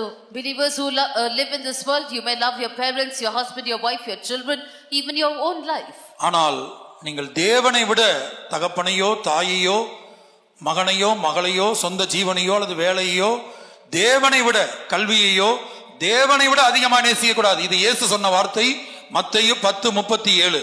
ಮತ್ತಾಯ 10:37 ಓದುವಾಗ ಈ ಒಂದು ದೇವರಿಗಿಂತಲೇ ಹೆಚ್ಚಾಗಿ ನಿಮ್ಮ ತಂದೆಯನ್ನೋ ತಾಯಿಯನ್ನೋ ಮಕ್ಕಳನ್ನು ನಿಮಗಿರುತ್ತ ಪ್ರಾಣವನ್ನು ಬೇರೆ ಯಾವುದೇ ಕಾರ್ಯಗಳನ್ನು ನೀವು ಪ್ರೀತಿಸಬಾರದೆಂಬುದಾಗಿ ಹೇಳಲ್ಪಟ್ಟಿರುತ್ತದೆ. But as Jesus said in Matthew chapter 10:37, you should not love your father or mother or your son or daughter or your life or your education or your job more than God.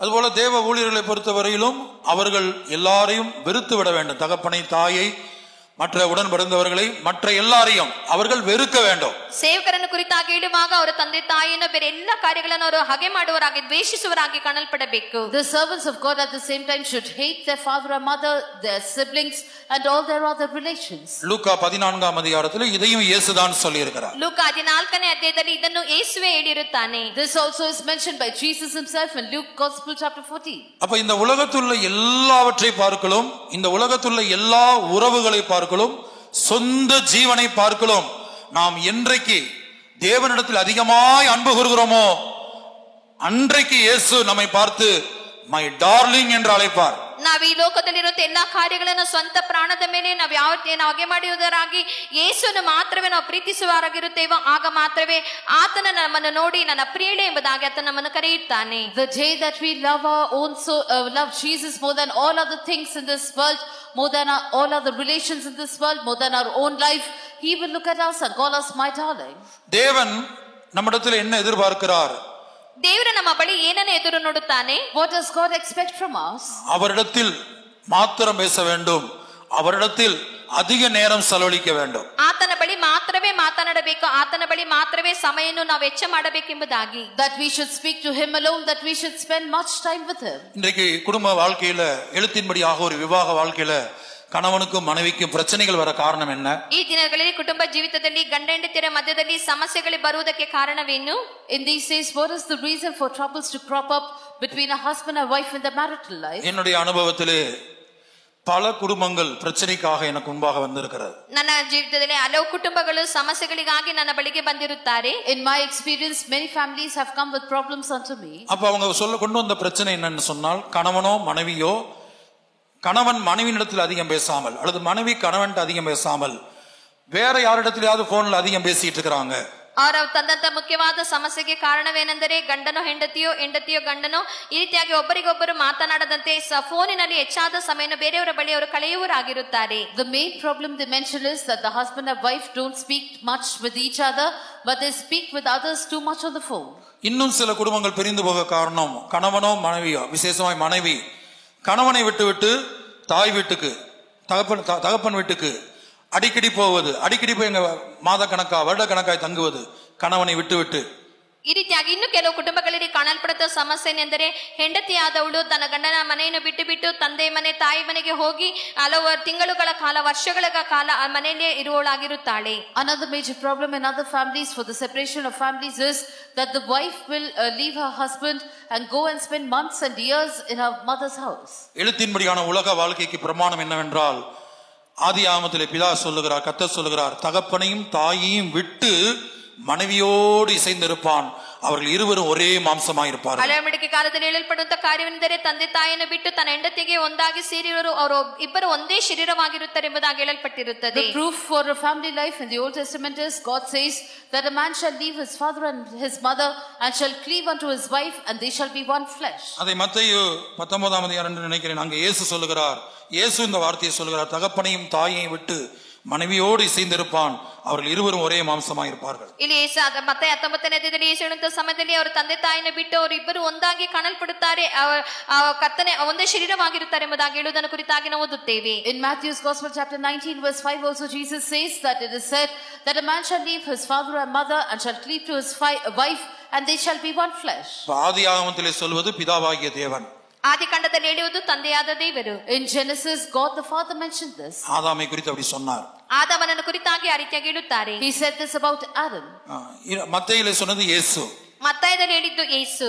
But Jesus spoke this in Matthew. எபேசியரிலே 5ஆம் அதிகாரத்திலே ஆவியானவர் சொல்லுகிறார், தகப்பனையும் தாயை விட்டு மனைவியோடு இசைந்திருப்பான், அவர்கள் இருவரும் ஒரே மாம்சமாயிருப்பார். ಎಫೆಸ 5ನೇದಲ್ಲಿ ಓದುವಾಗ ಕರ್ತನ ಆತ್ಮನ ಹೇಳುತ್ತಾನೆ, ಅವರ ತಂದೆ ತಾಯಿನ ಬಿಟ್ಟು ಅವರಿಬ್ಬರು ಒಂದಾಗಿ ಕಾಣಲ್ಪಡುತ್ತಾರೆ, ಒಂದೇ ಶರೀರವಾಗಿರುತ್ತಾರೆ ಎಂಬುದಾಗಿ ಹೇಳಲ್ಪಟ್ಟಿರುತ್ತದೆ. In Ephesians, the Spirit of the Lord, the Holy Spirit says this, that he shall leave his father and mother and shall be joined unto his wife, and they two shall be one flesh. அப்ப திரித்துவ தேவன் சொல்லுகிற இந்த விலையேறப்பட்ட பிரமாணத்தை எந்த குடும்பத்தார் இந்த உலகத்துல மீறுகிறார்களோ அந்த குடும்பம் பிரச்சனைக்குரிய குடும்பமாக கணவன் மனைவிக்கு பிரிவினை உண்டாகிறது. ತ್ರೇಕ ದೇವರು ಹೇಳುವಂತ ಈ ಒಂದು ಪ್ರಮಾಣವನ್ನು ಯಾರು ಈ ಲೋಕದಲ್ಲಿ ಜೀವಿಸುವಾಗ ಯಾರು ತಮ್ಮ ಕುಟುಂಬಗಳಲ್ಲಿ ಮೀರುತ್ತಾರೋ ಅಂತ ಕುಟುಂಬಗಳ ಅಗಲುವಿಕೆ ಸಮಸ್ಯೆಗಳಿಗೆ ಕಾರಣವಾಗಿ ಕಾಣಲ್ಪಡುತ್ತದೆ. Therefore, the family that transgresses this law that is spoken by the triune God, they will face problems and separations in their life. இனி இதே பிரமாணத்தை ஆவிக்குரிய பிரகாரமாய் நாம் சிந்திப்போமானால், ಇದೇ ಪ್ರಮಾಣವನ್ನು ಆತ್ಮಿಕ ರೀತಿಯಲ್ಲಿ ನಾವು ಯೋಚಿಸುವುದಾದರೆ, now when we meditate spiritually upon this law, நாம் அபிஷேகத்தின் மூலமாக இயேசுவின் மனைவியாய் மாறி இருக்கிறோம். ನಾವು ಅಭಿಷೇಕದ ಮೂಲಕವಾಗಿ ಯೇಸುವಿನ ಹೆಂಡತಿಯಾಗಿ ನಾವು ಮಾರ್ಪಟ್ಟಿರುತ್ತೇವೆ. through the anointing we have become the bride of wife of Christ. அதான் வெளிப்படுத்தல் 19ஆம் அதிகாரம் 7ஆம் வசனத்திலே படிக்கிறோம், ஆட்டுக்குட்டியானுடைய மனைவி. ಪ್ರಕಟಣೆ 19ನೇ ಅಧ್ಯಾಯ 7ನೇ ವಚನದಲ್ಲಿ ನಾವು ಓದುತ್ತೇವೆ, ಯಜ್ಞದ ಕುರಿಯಾದ ಹೆಂಡತಿ ಎಂಬುದಾಗಿ. In Revelation chapter 19 verse 7 we read the wife of the Lamb. அடுத்து வெளிப்படுத்தின விசேஷம் 21ஆம் அதிகாரம் 9ஆம் வசனத்தில், ಪ್ರಕಟಣೆ 21ನೇ ಅಧ್ಯಾಯ 9ನೇ ವಚನದಲ್ಲಿ, nextly in Revelation 21:9, நீ இங்கே வா, ನೀನು ಇಲ್ಲಿಗೆ ಏರಿ ಬಾ, come hither, ஆட்டுக்குட்டியானுடைய மனைவியாகிய மணவாட்டியை உனக்கு காண்பிக்கிறேன். ஆட்டுக்குட்டியானுடைய மனைவியாகிய மணவாட்டியை உனக்கு காண்பிக்கிறேன். ಯಜ್ಞದ ಕುರಿಯಾದ ತನಗೆ ಹೆಂಡತಿಯಾಗತಕ್ಕ ಮದಲಗಿತ್ತಿಯನ್ನು ನಿನಗೆ ತೋರಿಸುವೆನು. I will show thee the bride, the Lamb's wife. அப்ப கர்த்தராகிய இயேசு கிறிஸ்து நமக்கு ஒரே புருஷன் என்று 2 கொரிந்தியர் 11:2 பார்த்தோம். ಕರ್ತನಾದ ಯೇಸು ಕ್ರಿಸ್ತನ ಒಬ್ಬನೇ ಪುರುಷನ ಎಂಬುದಾಗಿ 2 ಕೊರಿಂಥ 11ನೇ ಅಧ್ಯಾಯ 2ನೇ ವಚನದಲ್ಲಿ ನಾವು ಓದಿದೆವು. In 2 Corinthians chapter 11 verse 2 we saw that the Lord Jesus Christ is our one husband. அப்ப தகப்பனையும் தாயையும் இந்த உலகத்துல எல்லாவற்றையும் விட்டு அதிகமாய் இயேசு என்கிற புருஷனோடு நாம் இசைந்து இருக்கும்போது, ஒரே மாம்சமாய் மாறும்போது, அவருடைய சமூகத்தில் அதிகமாய் தங்கி இருக்கும்போது, ತನ್ನ ಈ ಲೋಕದ ತಂದೆ ತಾಯಿಯನ್ನು ಬೇರೆ ಎಲ್ಲಾ ಕಾರ್ಯವನ್ನು ಬಿಟ್ಟು ಕರ್ತನಾದ ಯೇಸು ಕ್ರಿಸ್ತನನ್ನು ಮಾತ್ರವೇ ನಾವು ಆತನು ಒಬ್ಬನೇ ಗಂಡನೆಂಬುದಾಗಿ ಎಣಿಸಿ ಆತನಿಗೆ ಮಾತ್ರವೇ ನಾವು ಅಧೀನರಾಗಿ ಕಾಣಲ್ಪಡುವಂತ ಸಮಯದಲ್ಲಿ, therefore when we leave our worldly parents and all other worldly things and are joined to the Lord Jesus Christ, consider him to be our one husband. அப்போது மாத்திரமே அவருடைய மணவாட்டியாக அந்த ஒருத்தி என்கிற கூட்டத்தில் மை டார்லிங் என்று இயேசு அழைக்கக்கூடிய இடத்துக்கு நம்ம வர முடியும். ಆಗ ಮಾತ್ರವೇ ಆತನ ಮದಲಗಿತ್ತಿಯಾಗಿ ನನ್ನ ಪ್ರಿಯಳು ಒಬ್ಬಳೆ ಮತ್ತು ಒಂದು ಮಾತಿಗೆ ಒಳಗಾಗಿ ಬರಲು ಸಾಧ್ಯವಾಗುತ್ತದೆ. Only then can we become his bride, we can be called my darling by him. அப்படியானால் நாம் இயேசுவுடைய டார்லிங்காக மாற வேண்டுமானால் நாம் ஒவ்வொருத்தருடைய ஜீவியத்திலும் நமக்கு தேவன் கொடுத்த நம்முடைய ஆத்துமா நமக்கு டார்லிங்காக மாற வேண்டும். யாருடைய வாழ்க்கையில ஆத்துமா அவங்களுடைய சொந்த ஆத்துமா டார்லிங்காய் மாறுகிறதோ அவர்கள் இயேசுவின் டார்லிங்காய் மாறுகிறார்கள். ಯಾರ್ಯಾರು ತಮ್ಮ ಜೀವಿತದಲ್ಲಿ ತಮ್ಮ ಸ್ವಂತ ಆತ್ಮವಾದದ್ದು ತಮಗೆ ಪ್ರಿಯವಾಗಿ ಮಾರ್ಪಡುತ್ತದೋ ಅಂತವರು ಮಾತ್ರವೇ ಯೇಸು ಕ್ರಿಸ್ತನಿಗೆ ಯೇಸುವಿಗೆ ಅವರು ಪ್ರಿಯಳಾಗಿ ಕಾಣಲ್ಪಡಲು ಸಾಧ್ಯವಾಗುತ್ತದೆ. In all those whose lives their own soul becomes a darling unto them, only such people can become a darling unto Jesus. அப்ப இன்றைக்கு 10 மணி நேரம் வேலை பார்க்கிறோம், 12 மணி நேரம் வேலை பார்க்கிறோம், 10 மணி நேரம் படிக்கிறோம், எல்லாவற்றையும் செய்கிறோம். ஆனா தேவ சமூகத்துல நம்மால் அதிகமாய் இருக்க முடிகிறது இல்ல. ಈ ದಿನಗಳಲ್ಲಿ 10 ಗಂಟೆ ಕಾಲ 11 ಗಂಟೆ ಕಾಲ ಕೆಲಸವನ್ನು ಮಾಡುತ್ತೇವೆ, ಬೇರೆ ಕಾರ್ಯಗಳನ್ನು ನೋಡುತ್ತೇವೆ, ಆದರೆ ಹೆಚ್ಚಾದ ಸಮಯವನ್ನು ದೇವರ ಸಮ್ಮುಖದಲ್ಲಿ ವೆಚ್ಚ ಮಾಡಲು ಸಾಧ್ಯವಾಗುತ್ತಿಲ್ಲ. Today we work for 10-12 hours, we study for 10 hours, but we are unable to spend much time in the presence of God. தினந்தோறும் வேலைக்கு போகிறோம், தினந்தோறும் படிக்க போறோம், ஸ்கூலுக்கு காலேஜுக்கு போகிறோம். ನಾವು ಪ್ರತಿದಿನ ಕೆಲಸಕ್ಕೆ ಹೋಗುತ್ತೇವೆ, ಪ್ರತಿದಿನ ಸ್ಕೂಲ್ ಕಾಲೇಜಿಗೆ ಓದುವುದಕ್ಕಾಗಿ ನಾವು ಓದುತ್ತೇವೆ. Every day we go to work, we go to schools or colleges. தினந்தோறும் எழுத்தின்படியான ஊழியங்களை ஊழியர்கள் செய்கிறோம். ಪ್ರತಿದಿನವೂ ಅಕ್ಷರೀತಿಯಾದ ಎಲ್ಲಾ ಸೇವೆಗಳನ್ನು ಸೇವಕರು ಮಾಡುತ್ತೇವೆ. The servants of God do literal ministries every day. ஆனா நம்முடைய ஆத்துமா தேவன் மேல தாகம் உள்ளதாக மாற வேண்டும். ಆದರೆ ನಮ್ಮ ಪ್ರಾಣವು ದೇವರ ಮೇಲೆ ದಾಹವುಳ್ಳದಾಗಿ ಕಾಣಲ್ಪಡಬೇಕು. But our souls should thirst for God. 42ஆம் சங்கீதம் முதல் 2 வசனங்கள்ல வாசிக்கும் போது, 42ನೇ ಕೀರ್ತನೆ 1-2 ವಚನಗಳಲ್ಲಿ ನಾವು ಓದುವಾಗ, when we read Psalm 42 the first 2 verses, மானானது நீரோடைகளை வாஞ்சித்து கதறுவது போல தேவனே என் ஆத்துமா உம்மை வாஞ்சித்து கதறுகிறது. ದೇವರೇ, ಬಾಯರಿದ ಜಿಂಕೆ ನೀರಿನ ತೊರೆಗಳನ್ನು ಹೇಗೋ ಹಾಗೆ ನನ್ನ ಮನವು ನಿನ್ನನ್ನು ಬಯಸುತ್ತದೆ. As the heart panteth after the water brooks, so panteth my soul after thee, O God. இதை சொன்னது சாதாரண ஒரு மனிதன் அல்ல. ಇದನ್ನ ಹೇಳಿದೊಂದು ಸಾಧಾರಣವಾದ ಮನುಷ್ಯನಲ್ಲ. It was not an ordinary man who said ஒரு this. பெரிய ராஜா. ದೊಡ್ಡ ಅರಸನು. He was a great king. இன்னைக்கு பல தேவனுடைய பிள்ளைகள், பல அபிஷேகம் பண்ணப்பட்டவர்கள் நாம் பிஸியா இருக்கிறோம்னு சொல்றாங்க. ಈ ದಿನಗಳ ಅನೇಕ ದೇವ ಜನರು, ಅನೇಕ ಅಭಿಷೇಕಿಸಲ್ಪಟ್ಟ ದೇವ ಜನರು ಬಹಳ ಬ್ಯುಸಿ ಆಗಿದ್ದೇನೆ ಎಂಬುದಾಗಿ ಹೇಳುತ್ತಾರೆ. Today many people of God, many anointed people say we are busy. அவர்கள் வேலையிலும் உலக பிரகாரமான காரியங்களும் பூமிக்குரிய காரியங்களும் மிகவும் பிஸியாக காணப்படுகிறார்கள். ಅವರ ಕೆಲಸದಲ್ಲಿ ಲೋಕ ಪ್ರಕಾರವಾದ ಕಾರ್ಯಗಳಲ್ಲಿ ಇತರರ ಕಾರ್ಯಗಳಲ್ಲಿ ಬಹಳ ನಿರ್ವಾಹಕರಾಗಿ ಕಾಣಲ್ಪಡುತ್ತಾರೆ. They are very busy with their work in earthly things, in worldly things.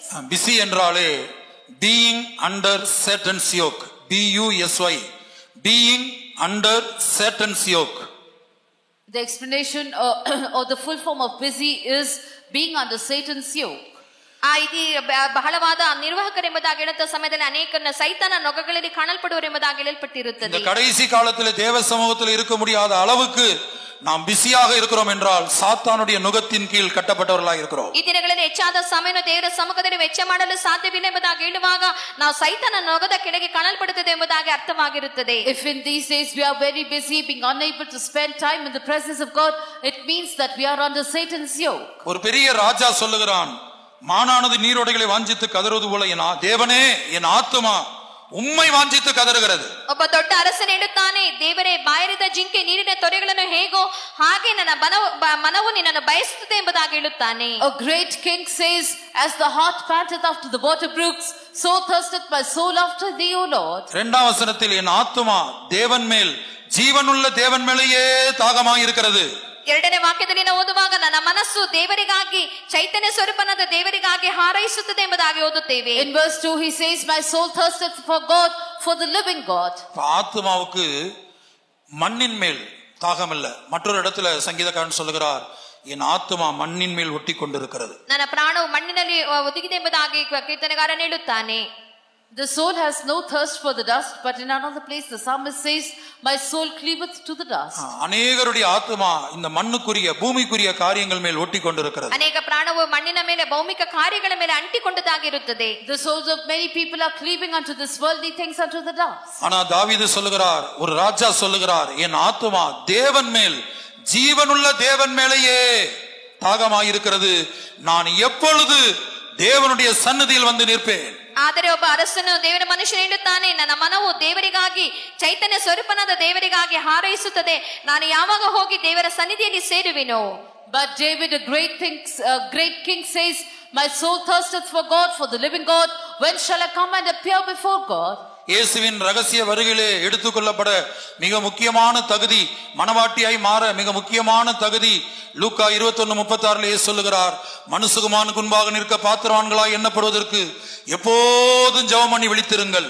அதோட அர்த்தம் ஜெபம் என்பது அவரோடு பேசுவது, அவரோடு பேசிக்கொண்டே இருக்க வேண்டும். ಕ್ರಿಸ್ತನ ಮೊದಲ ಗೀತಿಯಾಗಿ ಅಥವಾ ರಹಸ್ಯದ ವರ್ಣದಲ್ಲಿ ಕಾಣಲ್ಪಡುವುದಕ್ಕೆ ಒಂದು ಮುಖ್ಯವಾದ ಕಾರಣವಾದುದು ದೇವರ ವಾಕ್ಯದಲ್ಲಿ ಹೇಳಲ್ಪಟ್ಟಂತೆ ಆತನ ಮುಂದೆ ನಿಲ್ಲುವುದಕ್ಕೆ ಯಾವಾಗಲೂ ಶಕ್ತರಾಗುವಂತೆ ಎಚ್ಚರವಾಗಿ ನಾವು ಪ್ರಾರ್ಥಿಸುವರಾಗಿರಬೇಕು. ಪ್ರಾರ್ಥಿಸುವುದೆಂದು ಹೇಳುವಾಗ ಯಾವಾಗಲೂ ಆತನೊಂದಿಗೆ ಮಾತಾಡುವಂತ ಒಂದು ಅನುಭವವಾಗಿ ಕಾಣಲ್ಪಡುತ್ತದೆ. An important qualification to become the bride of Christ or to be caught up at his secret coming is, as it is mentioned in Luke's Gospel chapter 21 verse 36, we should watch always and pray. Praying means always speaking unto God. அப்ப நம்மில் பலருக்கு கேள்வி எழும்பும், எப்போதும் தேவ சந்நிதியில் எப்படி நிற்க முடியும், எப்போதும் எப்படி ஜெபித்துக் கொண்டிருக்க முடியும்? ನಮ್ಮಲ್ಲಿ ಎಲ್ಲ ಅನೇಕರಿಗೆ ಒಂದು ಪ್ರಶ್ನೆ ಉಂಟಾಗುತ್ತದೆ, ಯಾವಾಗಲೂ ದೇವರ ಸನ್ನಿಧಿಯಲ್ಲಿ ಯಾವಾಗ ನಿಲ್ಲಲು ಸಾಧ್ಯ, ಯಾವಾಗಲೂ ದೇವರ ಸಮ್ಮುಖದಲ್ಲಿ ಯಾವ ರೀತಿಯಾಗಿ ಪ್ರಾರ್ಥಿಸಲು ಸಾಧ್ಯ ಎಂಬುದಾಗಿ. Now a question may arise in many, how can I always keep praying unto God? How can I always be seen in the presence of God? எந்த வேலை செய்தாலும் ஜெப சிந்தையோடு செய்வது. ಯಾವ ಕೆಲಸವನ್ನು ಮಾಡಿದಂತೆ ಪ್ರಾರ್ಥನೆ ಮನಸ್ಸಿನೊಂದಿಗೆ ಮಾಡುವುದು. Whatever work we may do, having a mind of prayer. கர்த்தருடைய பரிசுத்த நாமம் உண்டாகட்டும். ಕರ್ತನ ಪರಿಶುದ್ಧ ನಾಮಕ್ಕೆ ಮಹಿಮೆ ಉಂಟಾಗಲಿ. Glory be to the holy name of God. நம்முடைய மத்தியிலே ஒரு பழைய பரிசுத்தவான் பாஸ்டர் இயேசுபாதம் என்கிற ஒரு பரிசுத்தவான் இருந்தார். ನಮ್ಮ ಮಧ್ಯದಲ್ಲಿ ಒಬ್ಬ ಹಳೆಯ ಪರಿಶುದ್ಧರಾದಂತ ಪಾಸ್ಟರ್ ಯೇಸುಪಾದಂ ಎಂಬುದಾಗಿ ಒಬ್ಬರಿದ್ದರು. An old saint called Pastor Yesupadam was in our midst. எப்போதும் எப்படி ஜெபிப்பது என்பதற்கு அவர் சொன்னார். ಯಾವಾಗಲೂ ಯಾವ ರೀತಿಯಾಗಿ ಪ್ರಾರ್ಥಿಸುವುದು ಎಂಬುದಾಗಿ ಹೇಳುವುದಕ್ಕೆ ಒಂದು ಕಾರ್ಯವನ್ನು ಅವರು ಹೇಳಿದರು. He told how we can pray always. இப்ப சகோதரிகள் வீட்டுல துணி துவைக்கிறீங்கன்னு சொன்னா, அந்த துணி துவைக்கும் போது ஆண்டவரே இந்த துணியில் உள்ள அழுக்கெல்லாம் இந்த சோப்பு மாற்றுவது போல அல்லது ப்ளீச்சிங் வாட்டர் மாற்றுவது போல என் ஜீவியத்தில் உள்ள கரைகள் எல்லாம் உம்முடைய பரிசுத்த ரத்தம் மாற்ற வேண்டும். துவைத்து கொண்டு என் ஜீவியம் ஒரு வஸ்திரம், என் ஜீவியத்துள்ள கரைகள் எல்லாம் உடைய பரிசுத்த ரத்தம் மாற்ற வேண்டும் என்று துவைத்துக் கொண்டே ஜெபித்துக் கொண்டிருக்க வேண்டும். ಆ ಬಟ್ಟೆಯನ್ನು ಒಗೆಯುವಂತ ಸಮಯದಲ್ಲಿ ಯಾವ ರೀತಿಯಾಗಿ ಆ ಸೋಪ್ ಆದದ್ದು, ಬ್ಲೀಚಿಂಗ್ ಆದದ್ದು, ಯಾವ ರೀತಿಯಾಗಿ ಅದರಲ್ಲಿರುವಂತ ಎಲ್ಲ ಕರೆಯನ್ನು ನೀಗಿಸುತ್ತದೋ ಅದೇ ರೀತಿಯಾಗಿ ಕರ್ತನೇ ನನ್ನ ಜೀವಿತ ವಸ್ತ್ರ ಎಂದು ಹೇಳುವಾಗ ನಮ್ಮ ಜೀವಿತವಾಗಿರುತ್ತದೆ. ನನ್ನ ಜೀವಿತದ ಎಲ್ಲಾ ಕರೆಗಳು ನೀಗಿಸಲ್ಪಡುವುದಕ್ಕಾಗಿ ನಿನ್ನ ರಕ್ತದಿಂದ ನನ್ನ ತೊಳೆ ಎಂಬುದಾಗಿ ಹೇಳಿ ಆ ರೀತಿಯಾಗಿ ನಾವು ಬಟ್ಟೆಗಳನ್ನು ಒಗೆಯಬೇಕೆಂಬುದಾಗಿ ಹೇಳಿಕೊಟ್ಟರು. He used to say, for example, as sisters are washing clothes, they should keep praying, saying, "O Lord, as this soap and this bleaching is removing all the dirt and the stains from the clothes signify my life. May your precious blood cleanse me from all sins and iniquities." அந்த பழைய பரிசுத்தவான் Coonoor centre pastor இருந்தபோது, ಆ ಒಂದು ಹಳೆ ಪರಿಶುದ್ಧರು Kunnur centre pastor ಆಗಿದ್ದಾಗ, when that old saint was Kunnur center pastor, அவர் சொன்னார், சமைக்கும் போது இப்ப என்ன செய்யும், நல்லா கொதிக்கிற தண்ணியில அரிசி எடுத்து என்ன செய்யறோம், சமைக்கும்படியா போடுறோம். ನಾವು ಅಡಿಗೆ ಮಾಡುವಂತ ಸಮಯದಲ್ಲಿ ಚೆನ್ನಾಗಿ ಕುದಿಯುವಂತ ನೀರಲ್ಲಿ ಅಕ್ಕಿಯನ್ನು ತೊಳೆದು ನಾವು ಹಾಕುತ್ತೇವೆ. he used to say, when we cook rice, when the water is boiling, we put rice therein. அப்ப என்ன செய்யும், அந்த அரிசியா இருக்கிற வரைக்கும் நீங்க கவனிச்சு பாத்தீங்கன்னா, சமைக்கிறவங்க கவனிச்சு பாத்தீங்களான்னு தெரியல, நீங்க அதை கவனிச்சு பாத்தீங்கன்னா அரிசியா இருக்கிற வரைக்கும் மேலே இங்கேயும் போயிட்டு வரும், ஜம்ப் பண்ணிட்டு இருக்கும், ஹை ஜம்ப். ನಾವು ಅದನ್ನು ಗಮನಿಸುವಂತ ಸಮಯದಲ್ಲಿ ಅದು ಅಕ್ಕಿ ಆಗಿರೋರಿಗೂ ಅದು ಮೇಲೆ ಕೆಳಗೆ ಆ ರೀತಿಯಾಗಿ ಹೋಗಿ ಬರ್ತಾ ಇರುತ್ತದೆ. Those who cook may know this, as till it is raw rice, it will keep boiling up and down. ஆனா அது வெந்து முடித்த பிற்பாடு அடியில போய் தங்கி மறைந்து விடும். ಆದರೆ ಅದು ಬೆಂದ ನಂತರ ಹಾಗೆ ಕೆಳಗೆ ಅದು ಮರಿಯಾಗಿ ಕಾಣಲ್ಪಟ್ಟಿರುತ್ತದೆ. But after it is cooked, it will sink to the bottom. அப்ப சமைக்கும் போதே சொல்லணுமா, ஆண்டவரே நான் ஒரு சுயமுள்ள ஒரு மனிதனா இருக்கிறேன், என்னை நான் வெளிப்படுத்தக்கூடிய விரும்புகிற ஒரு மனிதனா இருக்கிறேன். ನಾವು ಅಡಿಗೆ ಮಾಡುವಾಗಲೇ ಹೇಳಬೇಕಂತೆ, ಕರ್ತನೇ ನಾನೊಂದು ಸ್ವಾರ್ಥವುಳ್ಳಂತ ಮನುಷ್ಯನಾಗಿದ್ದೇನೆ, ನನ್ನನ್ನು ನಾನೇ ಪ್ರಕಟಿಸುವಂತ ಒಬ್ಬ ಮನುಷ್ಯನಾಗಿದ್ದೇನೆ. Therefore, as we cook, we should say, "O Lord, I am a man with self. I am a man who wants to reveal myself." எப்படி இந்த அக்னியை ஒரு அரிசியை சோறாக மாற்றுகிறதோ, ಯಾವ ರೀತಿಯ ಒಂದು ಬೆಂಕಿ ಆದದ್ದು ಒಂದು ಅಕ್ಕಿಯನ್ನು ಯಾವ ರೀತಿಯಾಗಿ ಅನ್ನವಾಗಿ ಮಾರ್ಪಡಿಸುತ್ತದೋ, just as this fire makes that raw rice into cooked rice, அது அரிசியாக சோறாக படுத்துக் கொள்கிறது. அதுக்கப்புறம் அது எலும்பு மேல வர்றதில்லை.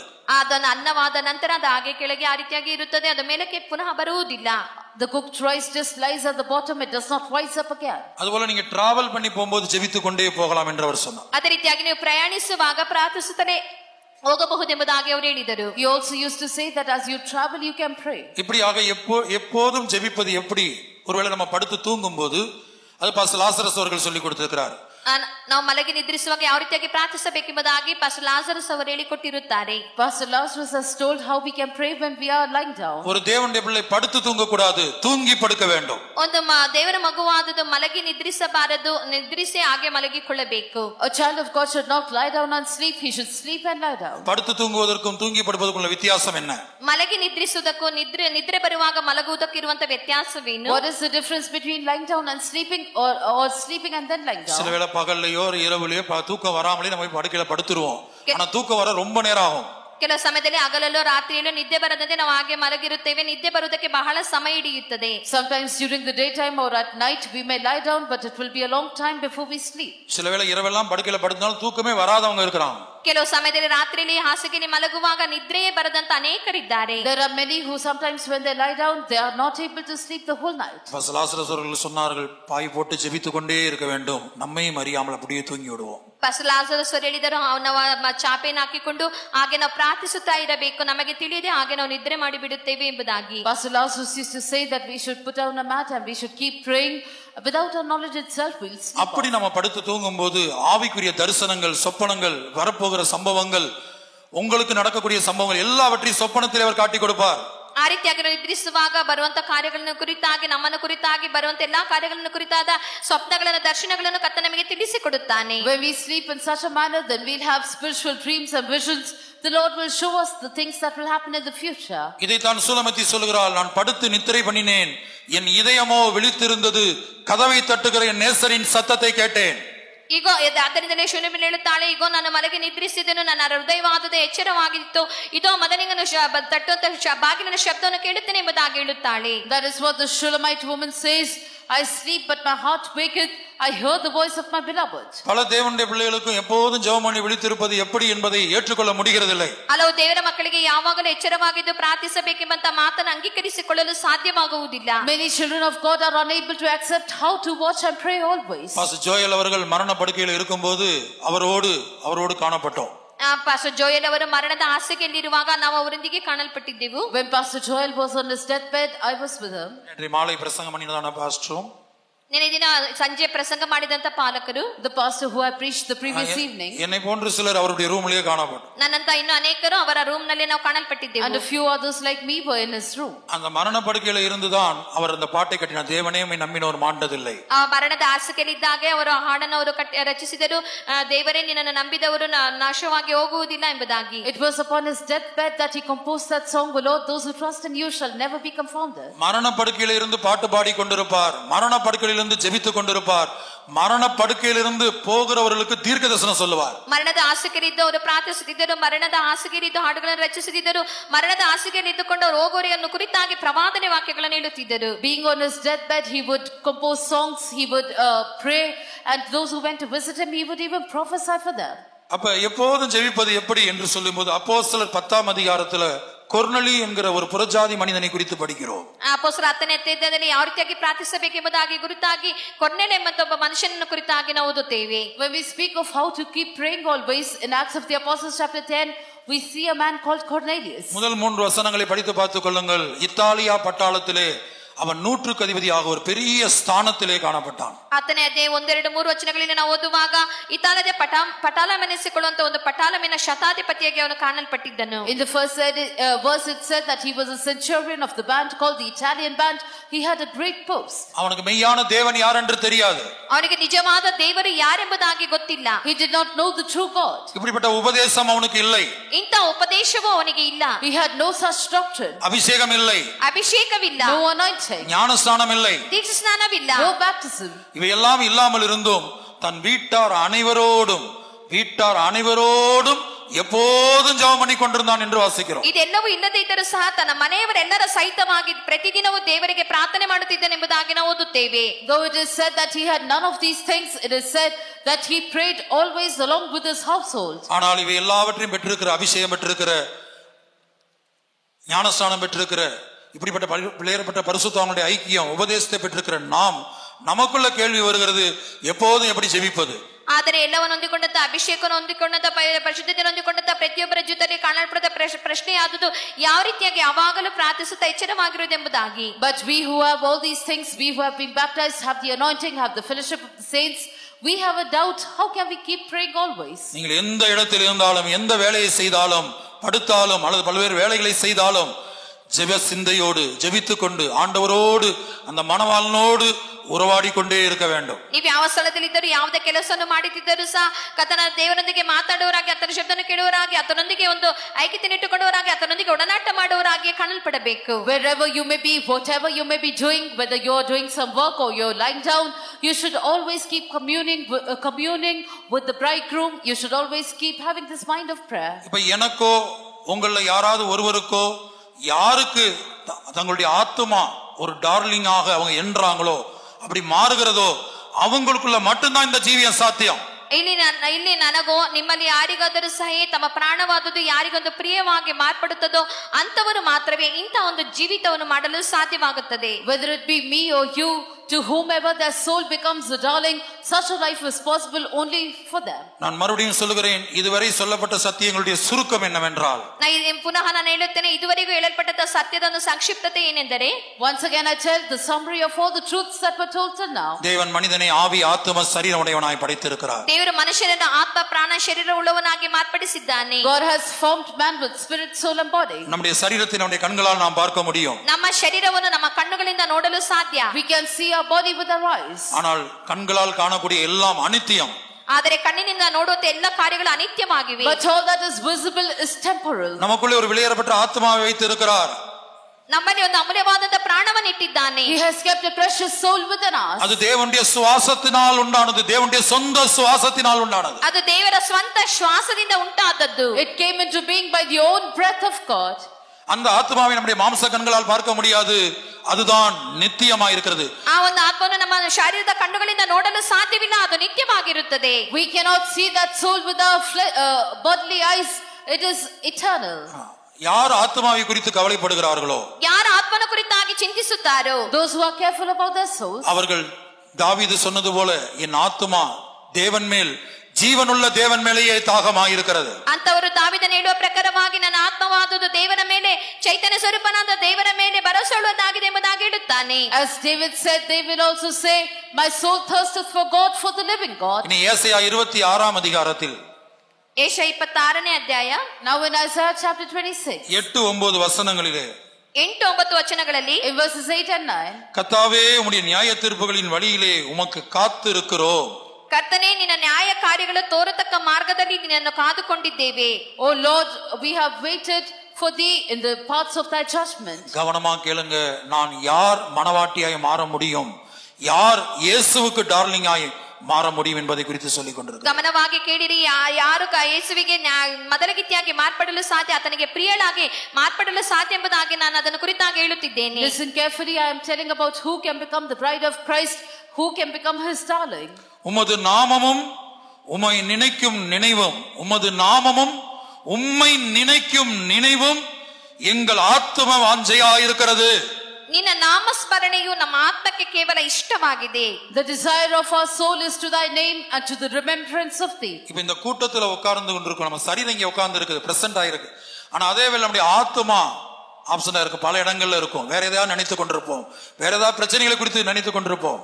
ನಾವೀಗ ಈ ಕೂಟದಲ್ಲಿ ನಾವು ಕುಳಿತಿರುತ್ತೇವೆ, ನಮ್ಮ ಶರೀರವಾದದ್ದು ಇಲ್ಲಿಯೇ ಕಾಣಲ್ಪಡುತ್ತದೆ, ಆದರೆ ನಮ್ಮ ಆತ್ಮವಾದದ್ದು ಬೇರೆ ಕಡೆಗಳಲ್ಲಿ ಬೇರೆ ಕಾರ್ಯಗಳನ್ನು ಚಿಂತಿಸುವರಾಗಿ ಯೋಚಿಸುವರಾಗಿ ನಾವು ಕಾಣಲ್ಪಟ್ಟಿರುತ್ತೇವೆ. We are seated in this meeting, our bodies may be present here, but our souls may be absent from here thinking about other things. அதே வேளை இந்த சென்டர்ல இந்த ஃபெய்த் ஹோம்லயோ அல்லது வேறு இடங்களிலோ விசுவாசிகளோ ஊழியர்களோ இந்த கூட்டத்துல வந்து பங்கெடுத்திருக்க மாட்டாங்க. சரீரம் இங்க இல்ல, ஆனால் அவங்க ஆத்துமா தேவனை நினைத்து கொண்டிருக்கும்.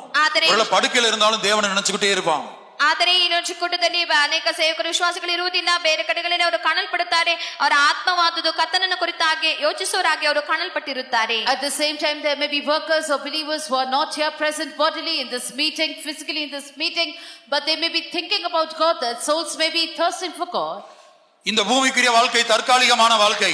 ಈ ಭೌಮಿಕ ಜೀವಿತವಾದುದು ತಾತ್ಕಾಲಿಕವಾಗಿರುತ್ತದೆ. This earthly life is a temporal life. ஆகவே பூமிக்குரிய காரியங்களை நான் தேட மாட்டேன், சரீர பிரகாரமான காரியங்களுக்கு முக்கியத்துவம் கொடுக்க மாட்டேன். ಆದ್ದರಿಂದ ಭೌಮಿಕ ಕಾರ್ಯಗಳನ್ನು ಹುಡುಕುವುದಿಲ್ಲ, ಶಾರೀರಿಕವಾದ ಕಾರ್ಯಗಳಿಗೆ ಮುಖ್ಯತ್ವವನ್ನು ನಾನು ಕೊಡುವುದಿಲ್ಲ. Therefore I will not seek for earthly things, I will not give importance to physical things. என் ஆத்துமா தேவன் மேல் வாஞ்சையாய், ஜீவனுள்ள தேவன் மேல் வாஞ்சையும் தாகமாய் இருக்கிறது. ನನ್ನ ಆತ್ಮವಾದದ್ದು ಜೀವ ಸ್ವರೂಪನಾದ ದೇವರ ಮೇಲೆ ಬಯಕೆಯುಳ್ಳದಾಗಿ ದಾಹವುಳ್ಳದಾಗಿ ಕಾಣಲ್ಪಡುತ್ತದೆ. My soul desires and thirsts for God, for the living God. கொலோசியர் 3ஆம் அதிகாரத்திலே படித்து பாருங்கள். முதல் 4 வசனங்கள்ல யார் ரகசிய வரிகளை எடுத்துக்கொள்ளப்பட முடியும் என்று அங்க வரிசையாய் சொல்லப்பட்டிருக்கிறது.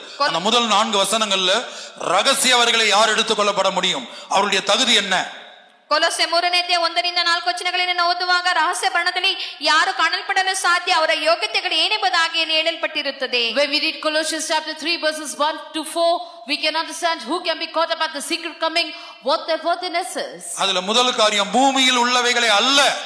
ಅಲ್ಲಿ ಮೊದಲನೇ ಕಾರ್ಯವಾದುದು ಈ ಭೂಲೋಕಕ್ಕೆ ಸಂಬಂಧಪಟ್ಟವಾದ ಕಾರ್ಯಗಳಲ್ಲ. The first thing in that is not things of the earth. மேலான காரியங்களை, ಮೇಲಿರುವಂತ ಕಾರ್ಯಗಳು, things above. கிறிஸ்து தேவனுடைய வலது பாரசத்தில் வீற்றிருக்கக்கூடிய இடத்தில் உள்ளவைகளை, ಕ್ರಿಸ್ತನ ದೇವರ ಬಲಗಡೆಯಲ್ಲಿ ಆಸನಾರೂಢನಾಗಿರುವಂತ ಕಾರ್ಯಗಳನ್ನು, Where Christ sitteth on the right hand of God. அவருடைய பரிசுத்தத்தை எப்படி பெற்றுக்கொள்வது, ಆತನ ಪರಿಶುದ್ಧತೆಯನ್ನು ಯಾವ ರೀತಿಯಾಗಿ ಹೊಂದಿಕೊಳ್ಳುವುದು, How to receive his அவருடைய holiness. தாழ்மையை எப்படி பெற்றுக்கொள்வது, ಆತನ ದೀನತೆಯನ್ನು ಯಾವ ರೀತಿಯಾಗಿ ಹೊಂದಿಕೊಳ್ಳುವುದು, How to receive his humility. அவருடைய பூரணங்களை எப்படி பெற்றுக்கொள்வது, ಆತನ ಪೂರ್ಣತೆಯನ್ನು ಯಾವ ರೀತಿಯಾಗಿ ಹೊಂದಿಕೊಳ್ಳುವುದು, How to receive his perfection. அவர் ஜெயித்தது போல எப்படி ஜெயம் எடுப்பது, ಆತನ ಜಯ ಹೊಂದಿದಂತೆ ಯಾವ ರೀತಿಯಾಗಿ ಜಯ ಹೊಂದುವುದು, How to overcome as he has overcome. அந்த ஆத்மா இதை பற்றியே வாஞ்சையும் தாகமா இருக்கும். ಆತ್ಮವಾದದ್ದು ಇದನ್ನು ಕುರಿತಾಗಿ ದಾಹವು ಬಯಕೆಯುಳ್ಳದಾಗಿ ಕಾಣಲ್ಪಡುತ್ತದೆ. That soul will thirst and desire for this. ஆகவே நாங்கள் படிக்கிறோம், நீங்கள் மரித்தீர்கள், உங்களுடைய ஜீவன் கிறிஸ்துடனே கூட தேவனுக்குள் மறைந்திருக்கிறது. நம்முடைய ஜீவனாய கிறிஸ்து வெளிப்படும் போது நீங்களும் அவரோடு கூட மகிமையிலே வெளிப்படுவீர்கள். ಯಾಕೆಂದರೆ ನೀವು ಸತ್ತಿರಲ್ಲ, ನಿಮ್ಮ ಜೀವ ಕ್ರಿಸ್ತನೊಂದಿಗೆ ದೇವರಲ್ಲಿ ಮರೆಯಾಗಿಟ್ಟದೆ. ನಮಗೆ ಜೀವವಾಗಿರುವಂತ ಕ್ರಿಸ್ತನು ಪ್ರತ್ಯಕ್ಷನಾಗುವಾಗ ನೀವು ಸಹ ಆತನ ಜೊತೆಯಲ್ಲಿ ಪ್ರಭಾವದಿಂದ ಕೂಡಿದವರಾಗಿ ಪ್ರತ್ಯಕ್ಷರಾಗುವಿರಿ. Therefore we read, for ye are dead and your life is hid with Christ in God. When Christ who is our life shall appear, then shall he also appear with him in glory. அப்ப இந்த நீங்களும்ங்கிறது யாரு? யார் பூமியில் உள்ளவைகளை அல்ல மேலானவைகளை நாடினார்களோ. ನೀವೆಂಬುದಾಗಿ ಹೇಳುವುದು ಯಾರು? ಯಾರು ಭೂ ಸಂಬಂಧಗಳ ಮೇಲೆ ಅಲ್ಲ, ಮೇಲಿರೋಗಳನ್ನೇ ಹುಡುಕುತ್ತಾರೋ. Who are these? Those who set their affections on things above, not on things on the earth. இனி ஏசாயா 26:8 வாசிக்கும் போது உமது நாமமும் உம்மை நினைக்கும் நினைவும் எங்கள் ஆத்தும வாஞ்சையாய் இருக்கிறது. ಏಷ 26ನೇ ಅಧ್ಯಾಯ 8ನೇ ವಚನದಲ್ಲಿ ನಾವು ಓದುವಾಗ ನಿನ್ನನ್ನು ಕುರಿತಾಗಿ ಯೋಚಿಸುತ್ತ ಯೋಚನೆಗಳು ನನ್ನ ನೆನಪುಗಳು ನಿಮ್ಮ ಮೇಲೆ ಆಗಿರುತ್ತವೆ ಎಂಬುದಾಗಿ ನಾವು ಓದುತ್ತೇವೆ. In Isaiah chapter 26 verse 8 we read, the desire of our soul is to thy name and to the remembrance of thee. 9ஆம் வசனத்தில் என் ஆத்துமா இரவிலே உம்மை வாஞ்சிக்கிறது. 9ನೇ ವಚನದಲ್ಲಿ ನಾವು ಓದುವಾಗ ರಾತ್ರಿಯಲ್ಲಿ ನಿನ್ನನ್ನು ಮನಪೂರ್ವಕವಾಗಿ ಹಾರೈಸಿದ್ದೇವೆ. In verse 9, with my soul have I desired thee in the night. நம்மில் எத்தனை பேருடைய ஆத்துமா இரவிலே தேவனை வாஞ்சிக்கக்கூடியதா இருக்கிறது? ನಮ್ಮಲ್ಲಿ ಎಷ್ಟು ಮಂದಿ ಆತ್ಮವಾದದ್ದು ರಾತ್ರಿಯಲ್ಲಿ ದೇವರನ್ನು ಹುಡುಕುವಂತದಾಗಿ ಕಾಣಲ್ಪಡುತ್ತದೆ. The souls of how many of us desires God in the night? எனக்குள் இருக்கிற என் ஆவியால் அதிகாலையிலும் உம்மை தேடுகிறேன். ನನ್ನಲ್ಲಿರುವ ಆತ್ಮದ ಮೂಲಕವಾಗಿ ಬೆಳಗಿನ ಜಾವದಲ್ಲಿ ನಾನು ನಿನ್ನನ್ನು ಹುಡುಕುತ್ತೇನೆ. Yea, with my spirit within me will I seek thee early. உம்மது நாமமும் ನಿನ್ನ ನಾಮವು, thy name, உம்மை நினைக்கும் நினைவும், ನಿನ್ನನ್ನು ಯೋಚಿಸುವಂತ ನೆನಪುಗಳು, the remembrance of thee. எப்போது உம்மையே நினைத்துக் கொண்டிருக்கிறேன். ಯಾವಾಗಲೂ ನಿನ್ನನ್ನೇ ನಾನು ಜ್ಞಾಪಿಸಿಕೊಳ್ಳುವನಾಗಿರುತ್ತೇನೆ. Thinking of thee always. கர்த்தருடைய பரிசுத்த நாமத்துக்கு மகிமை உண்டாகட்டும். ಕರ್ತನ ಪರಿಶುದ್ಧ ನಾಮಕ್ಕೆ ಮಹಿಮೆ Glory ಉಂಟಾಗಲಿ. be to the holy name of God. ஆனா பிலிப்பிய சபைக்கு பவுல் எழுதும்போது, ಫಿಲಿಪ್ಪಿ ಸಭೆದವರಿಗೆ ಪೌಲನು ಬರೆಯುವಾಗ, But when Paul writes to the Philippian church, அநேக தேவஜனங்களுடைய நிலவரம் என்ன? அநேகர் வேறு விதமாய் நடக்கிறார்கள். ಅನೇಕ ದೇವಜನರ ಸ್ಥಿತಿ ಏನು? ಅನೇಕರು ಬೇರೆ ರೀತಿಯಲ್ಲಿ ನಡೆಯುತ್ತಾರೆ. what is the state of many people of God? They are walking astray. அவர்கள் எல்லாரும் கிறிஸ்துவின் சிலுவைக்கு பாய்கிறேன் என்று அநேகந்தரம் சொன்னேன், இப்போது கண்ணீரோடும் சொல்லுகிறேன். ಅನೇಕರು ಅವರು ಕ್ರಿಸ್ತನ ಶಿಲುಬೆಗೆ ದೂರವಾದವರು ಎಂಬುದಾಗಿ ಹೇಳಿದ್ದೇನೆ, ಅನೇಕ ಸಾರಿ ಹೇಳಿದ್ದೇನೆ, ಆದರೆ ಈಗ ಕಣ್ಣೀರಿನಿಂದ ನಾನು ಹೇಳುತ್ತೇನೆ. Many times I have said they are the enemies of the cross of Christ, and I say it again with tears. அவருடைய முடிவு அழிவு, அவருடைய தேவன் வயிறு, அவர்கள் மகிமை லட்சையே, அவர்கள் பூமிக்கு அடுத்தவைகளை சிந்திக்கிறார்கள். ನಾಶನವೇ ಅವರ ಅಂತ್ಯಾವಸ್ಥೆ, ಹೊಟ್ಟೆಯೇ ಅವರ ದೇವರು, ನಾಚಿಕೆ ಕೆಲಸಗಳಲ್ಲಿ ಅವರ ಗೌರವವು, ಅವರ ಪ್ರಪಂಚದ ಕಾರ್ಯಗಳ ಮೇಲೆ ಮನಸ್ಸಿಡುವರು. Whose end is destruction, whose God is their belly, and whose glory is in their shame, who mind earthly things. நாம் சூலமத்தியுடைய வாழ்க்கைக்கு திரும்புவோமா? ನಾಶನಮಳ ಜೀವಿತಕ್ಕೆ ನಾವು ಹಿಂದಿರುಗೋಣ. Let us return to the life of the Shulamite. அந்த அரண்மனையோ அரண்மனையில் உள்ள பொருள்களோ அவளை மயக்கவில்லை, அவளை அடிமைப்படுத்தவில்லை. ಅರಮನೆಯ ವಸ್ತುಗಳು ಅವಳನ್ನು ವಂಚಿಸಲಿಲ್ಲ. That palace of the things of the world did not attract her.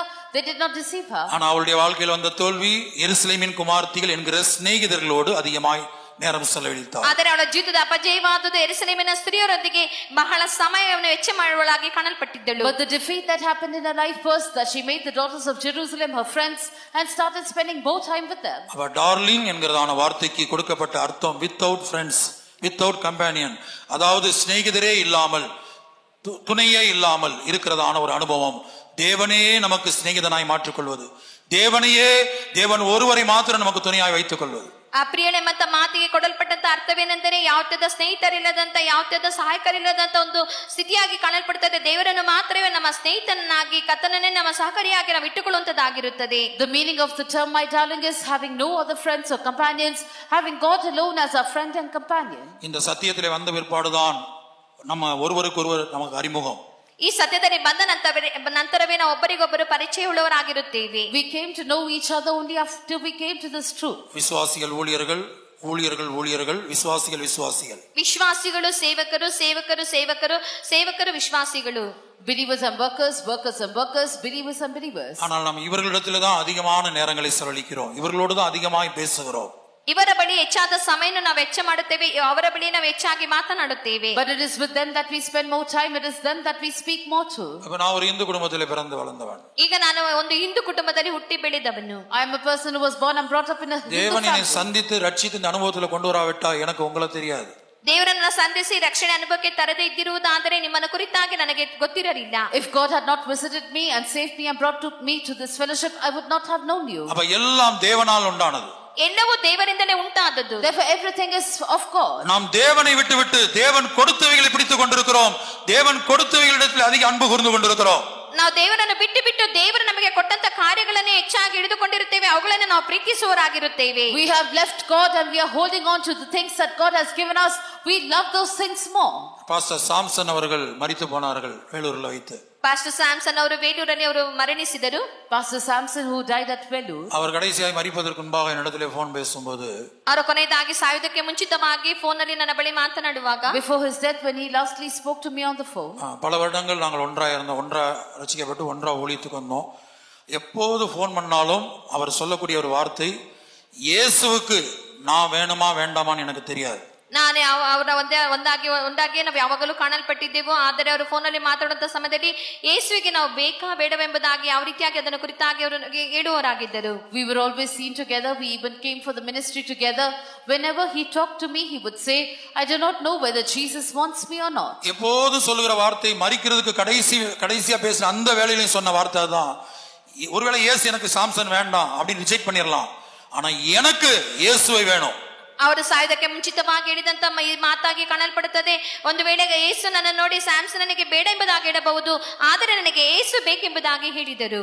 Even at the last time when he spoke to me, he said, maybe Jesus may say, I don't want Samson, but I want Jesus. அருமையான தேவனுடைய பிள்ளையே, உன்னுடைய வாழ்க்கையில பல தோல்விகள் இருக்கலாம், பல பாவங்கள் இருக்கலாம்.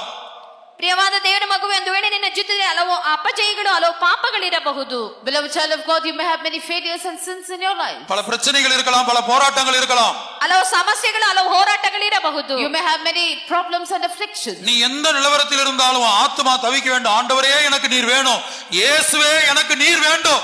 ಆದರೆ ನೀನು ಯಾವ ಸ್ಥಿತಿಯಲ್ಲಿದ್ದರೂ ನಿನ್ನ ಆತ್ಮ ನೋಡಿ, ಯೇಸುವೇ ನೀನು ನನಗೆ ಬೇಕೆಂಬುದಾಗಿ ನಾವು ಹೇಳೋಣ. Whatever state you may be in, your soul should say, oh God, I want thee. Jesus, I want thee. உன்னுடைய தோல்விகளோடு, ನಿನ್ನ ಅಪಜಯಗಳೊಂದಿಗೆ, with your defeat, உன்னுடைய பலவீனங்களோடு, ನಿನ್ನ ಬಲಹೀನತೆಯೊಂದಿಗೆ, with your weaknesses, உன்னோடு போராடி கொண்டிருந்த பாவத்தின் மத்தியில், ನಿನ್ನನಿಗೆ ಹೋರಾಡುತ್ತಿರುವಂತ ಪಾಪದ ಮಧ್ಯದಲ್ಲಿ, amidst the sin that is striving with you, வியாதியின் மத்தியில், ರೋಗದ ಮಧ್ಯದಲ್ಲಿ, amidst your sickness, மரண படுக்கையில் இருந்தாலும், ಮರಣದ ಹಾಸಿಗೆಯಲ್ಲಿದ್ದರು, though you may be on your deathbed, பெரிதான நஷ்டத்தில் இருந்தாலும், ದೊಡ್ಡ ನಷ್ಟದಲ್ಲಿದ್ದರು, though you may be in a great loss. யோபு எல்லாவற்றையும் இழந்தான்.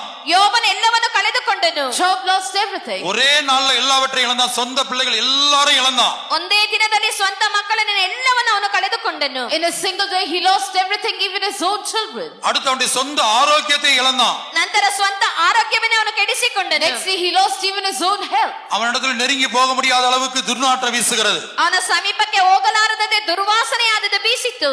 A stink came from him that others could not come near him. அவனுடைய மனைவி எவ்வளவு அருமையான மனைவி என்று பாருங்கள். ಅವನ ಹೆಂಡತಿ ಎಷ್ಟು ಪ್ರಿಯವಾದವಳು ಎಂಬುದಾಗಿ ನೋಡಿರಿ. See what a dear wife he had. எல்லா ஆசீர்வாதம் இருந்தபோது கணவனோடு இருந்தாள்.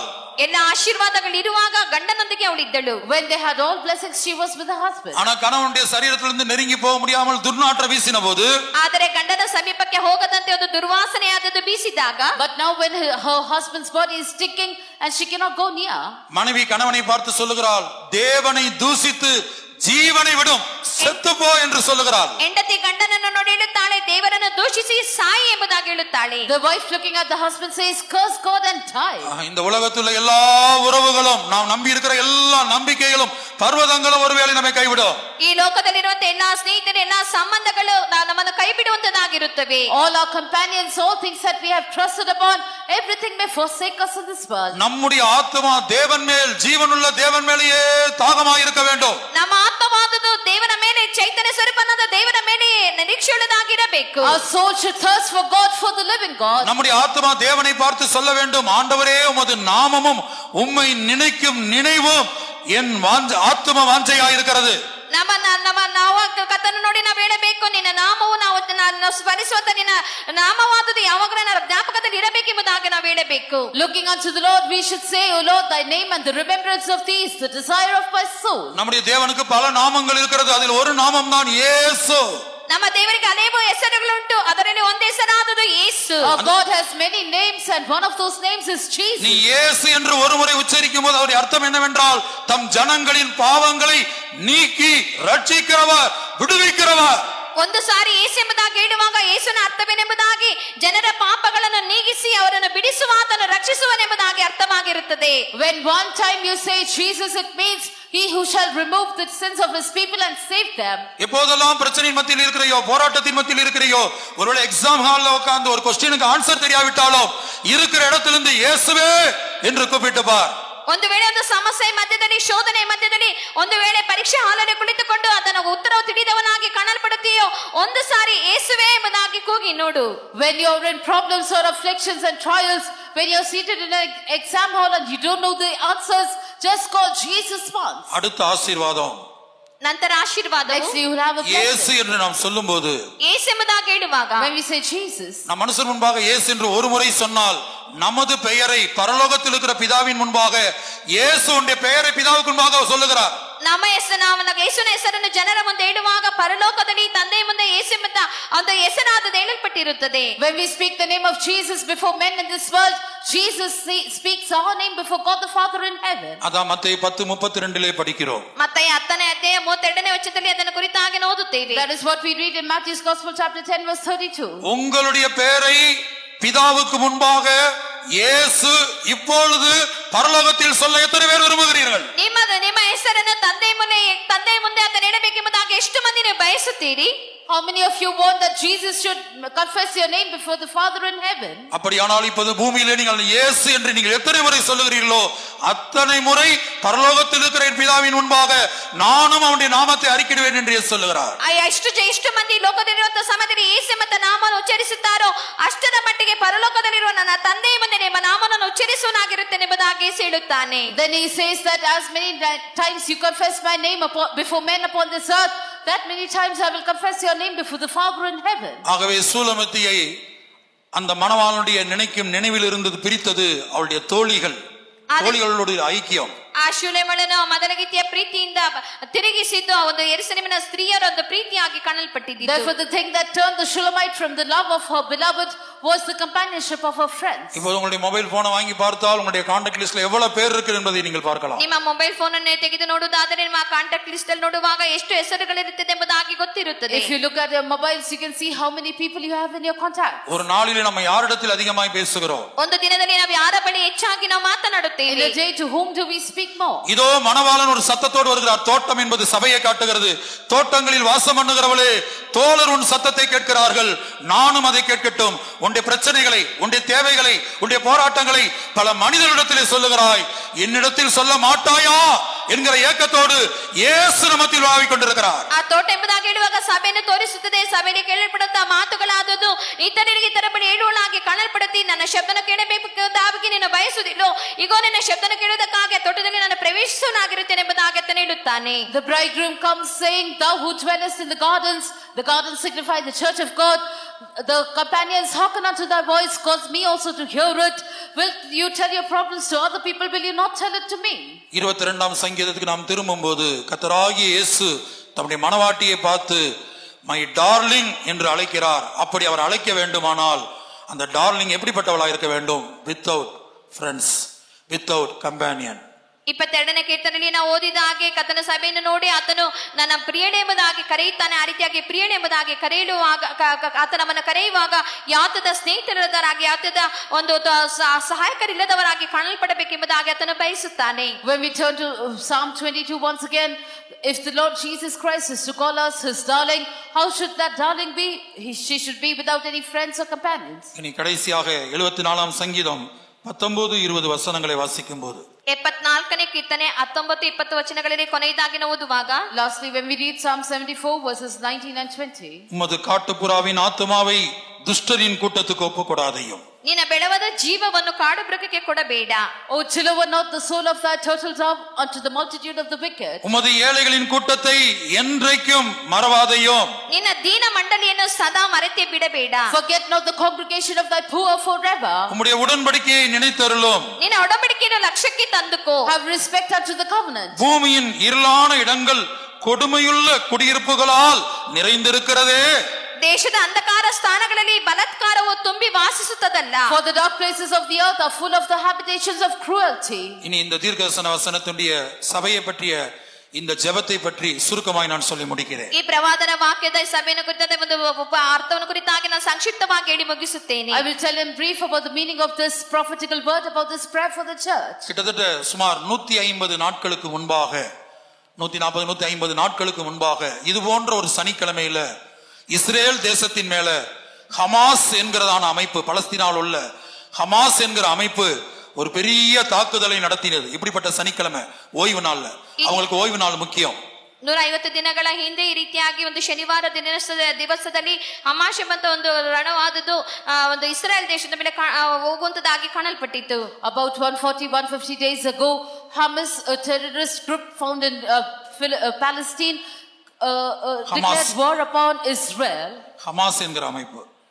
The terrorist group called Hamas. Hamas ಎಂಬ ಉಗ್ರಗಾಮಿಗಳ ಗುಂಪಾದದ್ದು. முதலாவது இந்த ஹமாஸை பற்றிய தீர்க்கதரிசனத்தை நான் சொல்லுகிறேன். ಈ ಹಮಾಸನ್ನು ಕುರಿತಾದಂತ ಪ್ರವಾದನೆಯನ್ನು ಕುರಿತಾಗಿ ನಾನು ಹೇಳುತ್ತೇನೆ. First of all, I'll tell the prophecy about this Hamas. Hamas என்கிற பெயரை அந்த அமைப்புக்கு 1980க்கு மேல தான் வச்சாங்க. 1980ಕ್ಕೆ ಹೆಚ್ಚಾಗಿ ಒಂದು ಹಮಾಸ್ ಎಂಬ ಮಾತಿಗೆ ಅರ್ಥವನ್ನು ಹೇಳಿರುತ್ತಾರೆ. That group was called Hamas after 1980.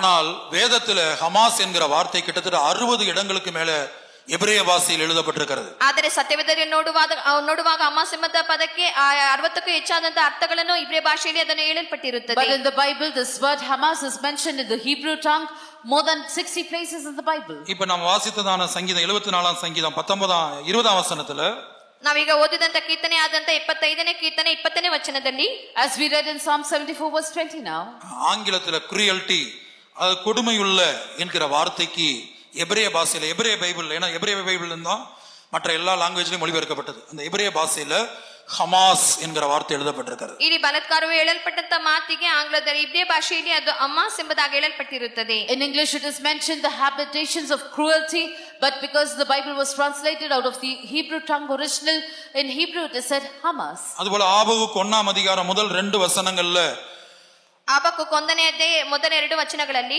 in the book of Habakkuk chapter 1 the first 2 verses, ஆங்கிலத்துல வயலன்ஸ் என்று எழுதப்பட்ட இடத்துல ஹமாஸ் என்ற அந்த 2 வசனங்கள்லயும் ஹமாஸ் என்று எழுதப்பட்டிருக்கிறது. ಅದೇ ರೀತಿಯಾಗಿ ಹೇಳಲ್ಪಟ್ಟಂತ ವಾಕ್ಯಗಳಲ್ಲಿ ಹಮಾಸ್ ಎಂಬುದಾಗಿ 2 ಸ್ಥಳಗಳಲ್ಲಿ ಅದು ಹೇಳಲ್ಪಟ್ಟಿರುತ್ತದೆ. in English it is mentioned violence, but in the Hebrew tongue it is mentioned Hamas. Ezekiel 38-39 அதிகாரங்கள்ல, ಯೆಹೆಜ್ಕೇಲ 38-39 ಅಧ್ಯಾಯಗಳಲ್ಲಿ, in Ezekiel chapters 38 and 39, Russia தலைமையிலே ஒரு கூட்ட நாடுகள் இஸ்ரேல் தேசத்துக்கு விரோதமாக ஒரு யுத்தத்துக்கு வரும். ರಷ್ಯಾ ದೇಶದಲ್ಲಿ ಒಂದು ಗುಂಪಿನವರು ಇಸ್ರೇಲ್ ದೇಶಕ್ಕೆ ವಿರುದ್ಧವಾಗಿ ಅವರು ಯುದ್ಧಕ್ಕಾಗಿ ಅವರು ಬರುತ್ತಾರೆ. a group of nations under the leadership of Russia shall come for war against Israel. அந்த யுத்தத்துக்கு ஆதரவாக, இஸ்ரேலுக்கு ஆதரவாக கிரேட் பிரிட்டன் தலைமையில ஒரு கூட்ட நாடுகள் இஸ்ரேலுக்கு ஆதரவாக யுத்தம் பண்ணும். ಆ ಒಂದು ಇಸ್ರೇಲ್ ದೇಶಕ್ಕೆ ಆಧಾರವಾಗಿ ಗ್ರೇಟ್ ಬ್ರಿಟನ್ ದೇಶದಲ್ಲಿ ಒಂದು ಗುಂಪಿನವರು ಅದಕ್ಕೆ ವಿರುದ್ಧವಾಗಿ ಯುದ್ಧವನ್ನು ಮಾಡುತ್ತಾರೆ. another group of nations under the leadership of Great Britain shall fight in support of Israel. அந்த யுத்தத்திலே ரஷ்யாவும் அதனுடைய கூட்டு நாடுகளும் தோல்வி அடையும். எசேக்கியேல் 39ஆம் அதிகாரம் முதல் 4 வசனங்கள்ல ரஷ்யா தோல்வி அடையும் என்று தீர்க்கதரிசனமாய் எழுதப்பட்டிருக்கிறது. ಯೆಹೆಜ್ಕೇಲ 39ನೇ ಅಧ್ಯಾಯ 1-2 ವಚನಗಳಲ್ಲಿ ಓದುವಾಗ ರಷ್ಯಾ ದೇಶವಾದದ ಯುದ್ಧದಲ್ಲಿ ಅಪಜಯವನ್ನು ಹೊಂದಿಕೊಳ್ಳುತ್ತದೆ ಎಂಬುದಾಗಿ ನಾವು ನೋಡುತ್ತೇವೆ. as it is written in Ezekiel chapter 39 the first 4 verses, in that war Russia shall be defeated. Israel மலைகளிலே ரஷ்யா விழும். ಇಸ್ರೇಲ್ ದೇಶಗಳಲ್ಲಿ ರಷ್ಯಾವಾದದ್ದು ಬೀಳುತ್ತದೆ. Russia shall fall in the hills of Israel. இப்ப எசேக்கியேல் 38ஆம் அதிகாரம் முதல் 2 வசனத்துல 3 வார்த்தைகள் இருக்கு. மேசேக், தூபால், ரோஸ். இது தமிழ்லயும் இங்கிலீஷ் பைபிள்லயும் இல்ல, தெலுங்கு, கன்னடா மற்ற எல்லா மொழிபெயர்ப்புகள்லயும் மூல பாஷையில் இருக்குது. ரோஸ் என்பது ரஷ்யாவுடைய பழைய பெயர், ரோஸ்லாண்ட். ಯೆಹೆಜ್ಕೇಲ 38ನೇ ಅಧ್ಯಾಯ 2ನೇ ವಚನದಲ್ಲಿ ಓದುವಂತ ಸಮಯದಲ್ಲಿ ರೋಷಿನವರು, ಮೆಷೆಕಿನವರು, ತೂಬಲಿನವರು ಎಂಬುದಾಗಿ ಹೇಳಲ್ಪಟ್ಟಿರುತ್ತದೆ. ರೋಷಿನವರೆಂದು ಹೇಳುವಾಗ ರಷ್ಯದವರು ಎಂಬುದಾಗಿ ಹೇಳಲ್ಪಟ್ಟಿರುತ್ತದೆ. in English this word is not mentioned, but in other languages it is written rose, that is the old name of Russia. அடுத்து மேசேக் என்பது இன்றைய மாஸ்கோவின் பழைய பெயரா இருக்கிறது. ಮೇಷಕ್ ಎಂಬುದಾಗಿ ಹೇಳುವುದು ಇಂದು ಮಾಸ್ಕೋವಿನ ಹಳೆ ಹೆಸರಾಗಿ ಕಾಣಲ್ಪಡುತ್ತದೆ. Meshech is the old name of present day Moscow. எசேக்கியேல் 38:5 படித்து பார்த்தால், ಯೆಹೆಜ್ಕೇಲ 38:5 ನಾವು ಓದಿ ನೋಡುವಾಗ, when you read Ezekiel 38:5, Russia கூட வரக்கூடிய நாடுகள், கூட்டு நாடுகள்ல பெர்ஷியா என்று படிக்கிறோம். ರಷ್ಯಾ ದೇಶಗಳೇ ಬರುವಂತ ಗುಂಪಿನ ಪರ್ಷಿಯಾ ಎಂಬುದಾಗಿ ನಾವು ಓದುತ್ತೇವೆ. in the nations that join along with Russia we read about Persia. Iran நாட்டுடைய பழைய பேர் தான் பெர்ஷியா. 1939 தான் ஈரான் என்கிற பேர் மாறி, பெர்சியா என்கிற பேர் மாறி ஈரான் என்கிற பேர் வந்தது. ಆ ಈರಾನ್ ಪಾರ್ಸಿ ಎಂಬುದಾಗಿ ಹೆಸರು ಮಾರ್ಪಟ್ಟು ಇರಾನ್ ಎಂಬುದಾಗಿ ಹೆಸರದಕ್ಕೆ ಉಂಟಾಯಿತು. Persia is the old name of Iran. This name Iran came into existence in the year 1939. Ezekiel 38:13 Israel தேசத்துக்கு ஆதரவா வரக்கூடிய நாடுகள்ல தர்சீஸ் என்று படிக்கிறோம். ಯೆಹೆಜ್ಕೇಲ 38ನೇ ಅಧ್ಯಾಯ 13ನೇ ವಚನದಲ್ಲಿ ನಾವು ಓದುವಾಗ ತಾರ್ಷೀಷ್ ಎಂಬುದಾಗಿ ನಾವು ಓದುತ್ತೇವೆ. in Ezekiel 38:13 we read about the nations who will come in support of Israel. There we read about Tarshish. Great பிரிட்டனுடைய பழைய பேர் தான் தர்சீஸா இருக்கிறது. ಗ್ರೇಟ್ ಬ್ರಿಟನ್ನಿನ ಹಳೆಯ ಹೆಸರೇ ತಾರ್ಷೀಷ್ ಆಗಿರುತ್ತದೆ. The old name of Great Britain is Tarshish. அப்ப ஆபகுக்கு 1ஆம் அதிகாரம் முதல் 2 வசனங்கள்லயும் ஹமாஸ் என்கிற வார்த்தை எழுதப்பட்டிருக்கிறது. ಹಬಕ್ಕೂಕ 1ನೇ ಅಧ್ಯಾಯ 1-2 ವಚನಗಳಲ್ಲಿ ನಾವು ಓದುವಾಗ ಹಮಾಸ್ ಎಂಬುದಾಗಿ ಹೇಳಲ್ಪಟ್ಟಿರುತ್ತದೆ. in Habakkuk chapter 1 verse the first 2 verses also the word Hamas is mentioned. அதுபோல ஆதியாகமத்துல பூர்வ உலகம் அழிக்கப்பட்ட போது நோவாவுடைய நாட்கள்ல அங்கேயும் ஹமாஸ் என்கிற வார்த்தை பயன்படுத்தப்பட்டது. பூர்வ உலகம் அழிக்கப்பட காரணம் ஹமாஸின் நிமித்தம். ಆ ಒಂದು ಪೂರ್ವ ಲೋಕವಾದದ್ದು ನಾಶವಾಗುವುದಕ್ಕೆ ಕಾರಣ ಅಮಾಸ್ ಎಂಬುದಾಗಿ ಅರ್ಥವಾಗಿರುತ್ತದೆ. Also in Genesis, when the old world was destroyed during the flood in the times of Noah, that there also that word Hamas is used. ஆதியாகமம் 6ஆம் அதிகாரம் 11ஆம் வசனமும் 13ஆம் வசனம் நீங்க படித்து பாத்தீங்கன்னா ஆங்கிலத்துல வயலன்ஸ் எழுதப்பட்ட வார்த்தை எபிரேய பாஷையில ஹமாஸ் என்று எழுதப்பட்டிருக்கிறது. ಆದಿಕಾಂಡ 6ನೇ ಅಧ್ಯಾಯ 11-12 ವಚನಗಳನ್ನು ಓದುವಂತ ಸಮಯದಲ್ಲಿ ಇದು ನಾಶವಾಗುತ್ತದೆ ಎಂಬುದಾಗಿರುವುದಕ್ಕೆ ಅಮಾಸ್ ಎಂಬುದಾಗಿ ಹೇಳಲ್ಪಟ್ಟಿರುತ್ತದೆ. In Genesis chapter 6 verses 11 and 13, in English the word violence is used, but in Hebrew the word Hamas is used. இதுபோல ஹமாஸை பற்றி 60க்கும் மேற்பட்ட தீர்க்கதரிசனங்கள் இருக்கிறது. ಈ ರೀತಿಯಾಗಿ ಅಮಾಸನ ಕುರಿತಾಗಿ 60ಕ್ಕೂ ಹೆಚ್ಚಾದಂತ ಪ್ರವಾದನೆಗಳು ಉಂಟು. In this manner there are more than 60 prophecies about Hamas. இதுவரை இல்லாத அளவுக்கு இஸ்ரேல் தேசத்துல 150 நாட்களுக்கு மேலாக யுத்தம் தொடர்ந்து நடந்து கொண்டே இருக்கிறது. இன்னும் அந்த யுத்தம் முடியவில்லை. ಇದುವರೆಗೂ ಇಸ್ರೇಲ್ ದೇಶ ಇಲ್ಲದಂತ 150 ದೇಶಗಳ ಹೆಚ್ಚಾದಂತ ಯುದ್ಧವಾದದ್ದು ನಡೆಯುತ್ತಿದೆ. ಇದುವರೆಗೂ ಅದು ಆ ರೀತಿಯಾಗಿ ಇರಲಿಲ್ಲ. This war has been going on for more than 150 years days. Even now that war is not ended, which has never happened before in Israel. இன்றைக்கு நாம் வேதத்திலே படிக்கிறோமே செங்கடல், அந்த செங்கடலிலே இந்தியாவுடைய போர்க்கப்பல் 2 போர்க்கப்பல் அங்கே நிற்கிறது, சீனாவுடைய போர்க்கப்பல் நிற்கிறது, அமெரிக்க ஐரோப்பா படைகள், இப்படி பல்வேறு நாடுகள் செங்கடலில் வந்து செங்கடல் ஒரு பெரிய போர் மேகம் சூழ்ந்து இருக்கிறது. ಈ ರೀತಿಯಾಗಿ ನಾವು ಕೆಂಪು ಸಮುದ್ರ ಎಂಬುದಾಗಿ ಓದುತ್ತೇವಲ್ಲ, ಕೆಂಪು ಸಮುದ್ರದ ಈ ರೀತಿಯಾಗಿ 2 ಒಂದು ಯುದ್ಧದ ಹಡಗುಗಳು ಕಾಣಲ್ಪಡುತ್ತವೆ. In the Red Sea that we read about in the Bible, in that present day Red Sea, 2 battleships, Indian battleships and other China battleships and battleships of other nations are seen there.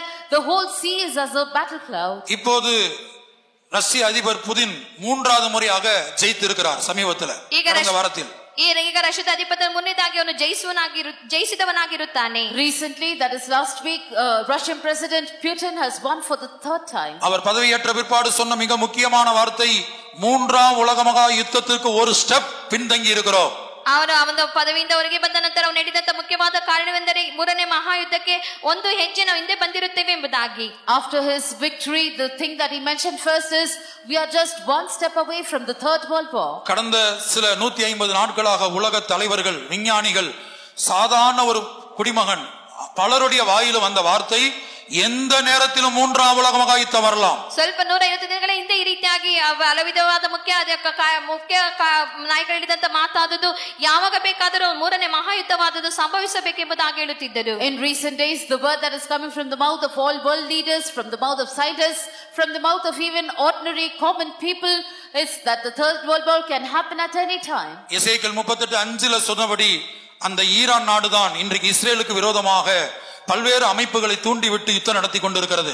ಈ ದಿನಗಳಲ್ಲಿ ಎಹೆಜ್ಕೇಲ 38ನೇ ಅಧ್ಯಾಯದಲ್ಲಿ ಹೇಳಲ್ಪಟ್ಟಂತ Iran ದೇಶವೇ ಹಲವು ದೇಶಗಳ ವಿರುದ್ಧವಾಗಿ ಹೇಳಿ ಅದರ ಮೇಲೆ ಯುದ್ಧಕ್ಕೆ ಹೋಗುವಂತದ್ದಾಗಿ ಕಾಣಲ್ಪಟ್ಟಿರುತ್ತದೆ. As we read in Ezekiel chapter 38 verse 5, in these days it is Iran that is sending various groups to fight against Israel. இப்போது நடந்து கொண்டிருக்கிற இந்த யுத்தத்திலே ரஷ்யா மறைமுகமாக இஸ்ரேலுக்கு விரோதமாக மறைமுகமாக ஆயுதங்களை உதவி செய்கிறது. ಈಗ ನಡೆಯುತ್ತಿರುವ ಯುದ್ಧದಲ್ಲಿ ರಷ್ಯಾವಾದದ ಮರೆಮುಖವಾಗಿ ಇಸ್ರೇಲರಿಗೆ ಆಯುಧವಾಗಿ ಅದು ಸಹಾಯ ಮಾಡುವಂತದ್ದಾಗಿರುತ್ತದೆ. In the war that is going on, Russia is helping for weapons indirectly against Israel. ஒரு ஆராய்ச்சியாளர், ஒரு உலக தலைவர் இப்படி சொன்னார், இத்தனை நாள் நடக்கிற இஸ்ரேல் யுத்தம் இன்னும் 3ஆம் உலக மகா யுத்தமாய் மாறாமல் இருப்பது எனக்கு ஆச்சரியத்தை அளிக்கிறது. ಆದರೆ ಇದಕ್ಕೆ ಮುಖ್ಯ ನಾಯಕರಾಗಿದ್ದಂತ ಒಬ್ಬ ನೀಡುತ್ತಾನೆ, ಈ ರೀತಿಯಾಗಿ ನಡೆಯುತ್ತಿದ್ದ ಇಸ್ರೇಲ್ ಯುದ್ಧವಾದುದು ಇನ್ನು 3ನೇ ಮಹಾಯುದ್ಧವಾಗಿ ಮಾರ್ಪಡಲಿಲ್ಲ ಎಂಬುದಾಗಿ ಹೇಳುವುದಕ್ಕೆ ಒಂದು ಆಶ್ಚರ್ಯವಾಗಿರುತ್ತದೆ ಎಂಬುದಾಗಿ. A world famous researcher has said that this Israel war that is going on for many days, it is a great surprise for me that it has not yet turned into a 3rd World War. உலக ஜனங்களை பொறுத்தவரைக்கும் Israel யுத்தம் ஒரு செய்தி,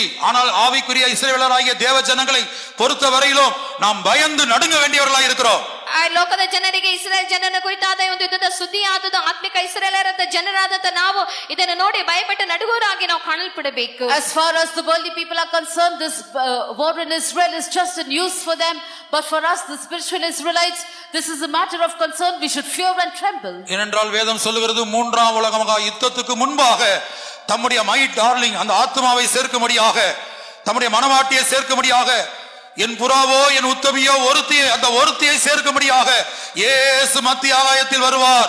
3ஆம் உலக மகா யுத்தத்துக்கு முன்பாக, 3ನೇ ಮಹಾಯುದ್ಧಕ್ಕೆ ಮುಂಚಿತವಾಗಿ ನನ್ನ ಪ್ರಿಯಳೆಂಬುದಾಗಿ, ನನ್ನ ಪ್ರಾಣದ ಪ್ರಿಯಳೆಂಬುದಾಗಿ, ನನ್ನ ಮದರಗಿತ್ತಿ ಎಂಬುದಾಗಿ, ನನ್ನ ಪಾರಿವಳು, ನನ್ನ ನಿರ್ಮಲೆ ಒಬ್ಬಳೆ ಎಂಬುದಾಗಿ ಹೇಳುವಂತ ಒಂದು ಸಭೆಯನ್ನು ಸೇರಿಸಿಕೊಳ್ಳುವುದಕ್ಕಾಗಿ ಆತನ ಮಧ್ಯಾಕಾಶದಲ್ಲಿ ಪ್ರಕಟವಾಗಲಿದ್ದಾನೆಂಬುದಾಗಿ ಹೇಳಲ್ಪಟ್ಟಿರುತ್ತದೆ. Because our Bible teaches us that before the 3rd World War, our Jesus shall come in the mid-air to gather his bride, to gather his darling, to say, my dove, my undefiled, is but one, and gather his bridal church unto him. இதற்கு முன்பாக Israel ஒரு யுத்தம் நடந்தது. வெறும் 6 நாட்கள்ல Israel பல நாடுகளை ஜெயித்தது.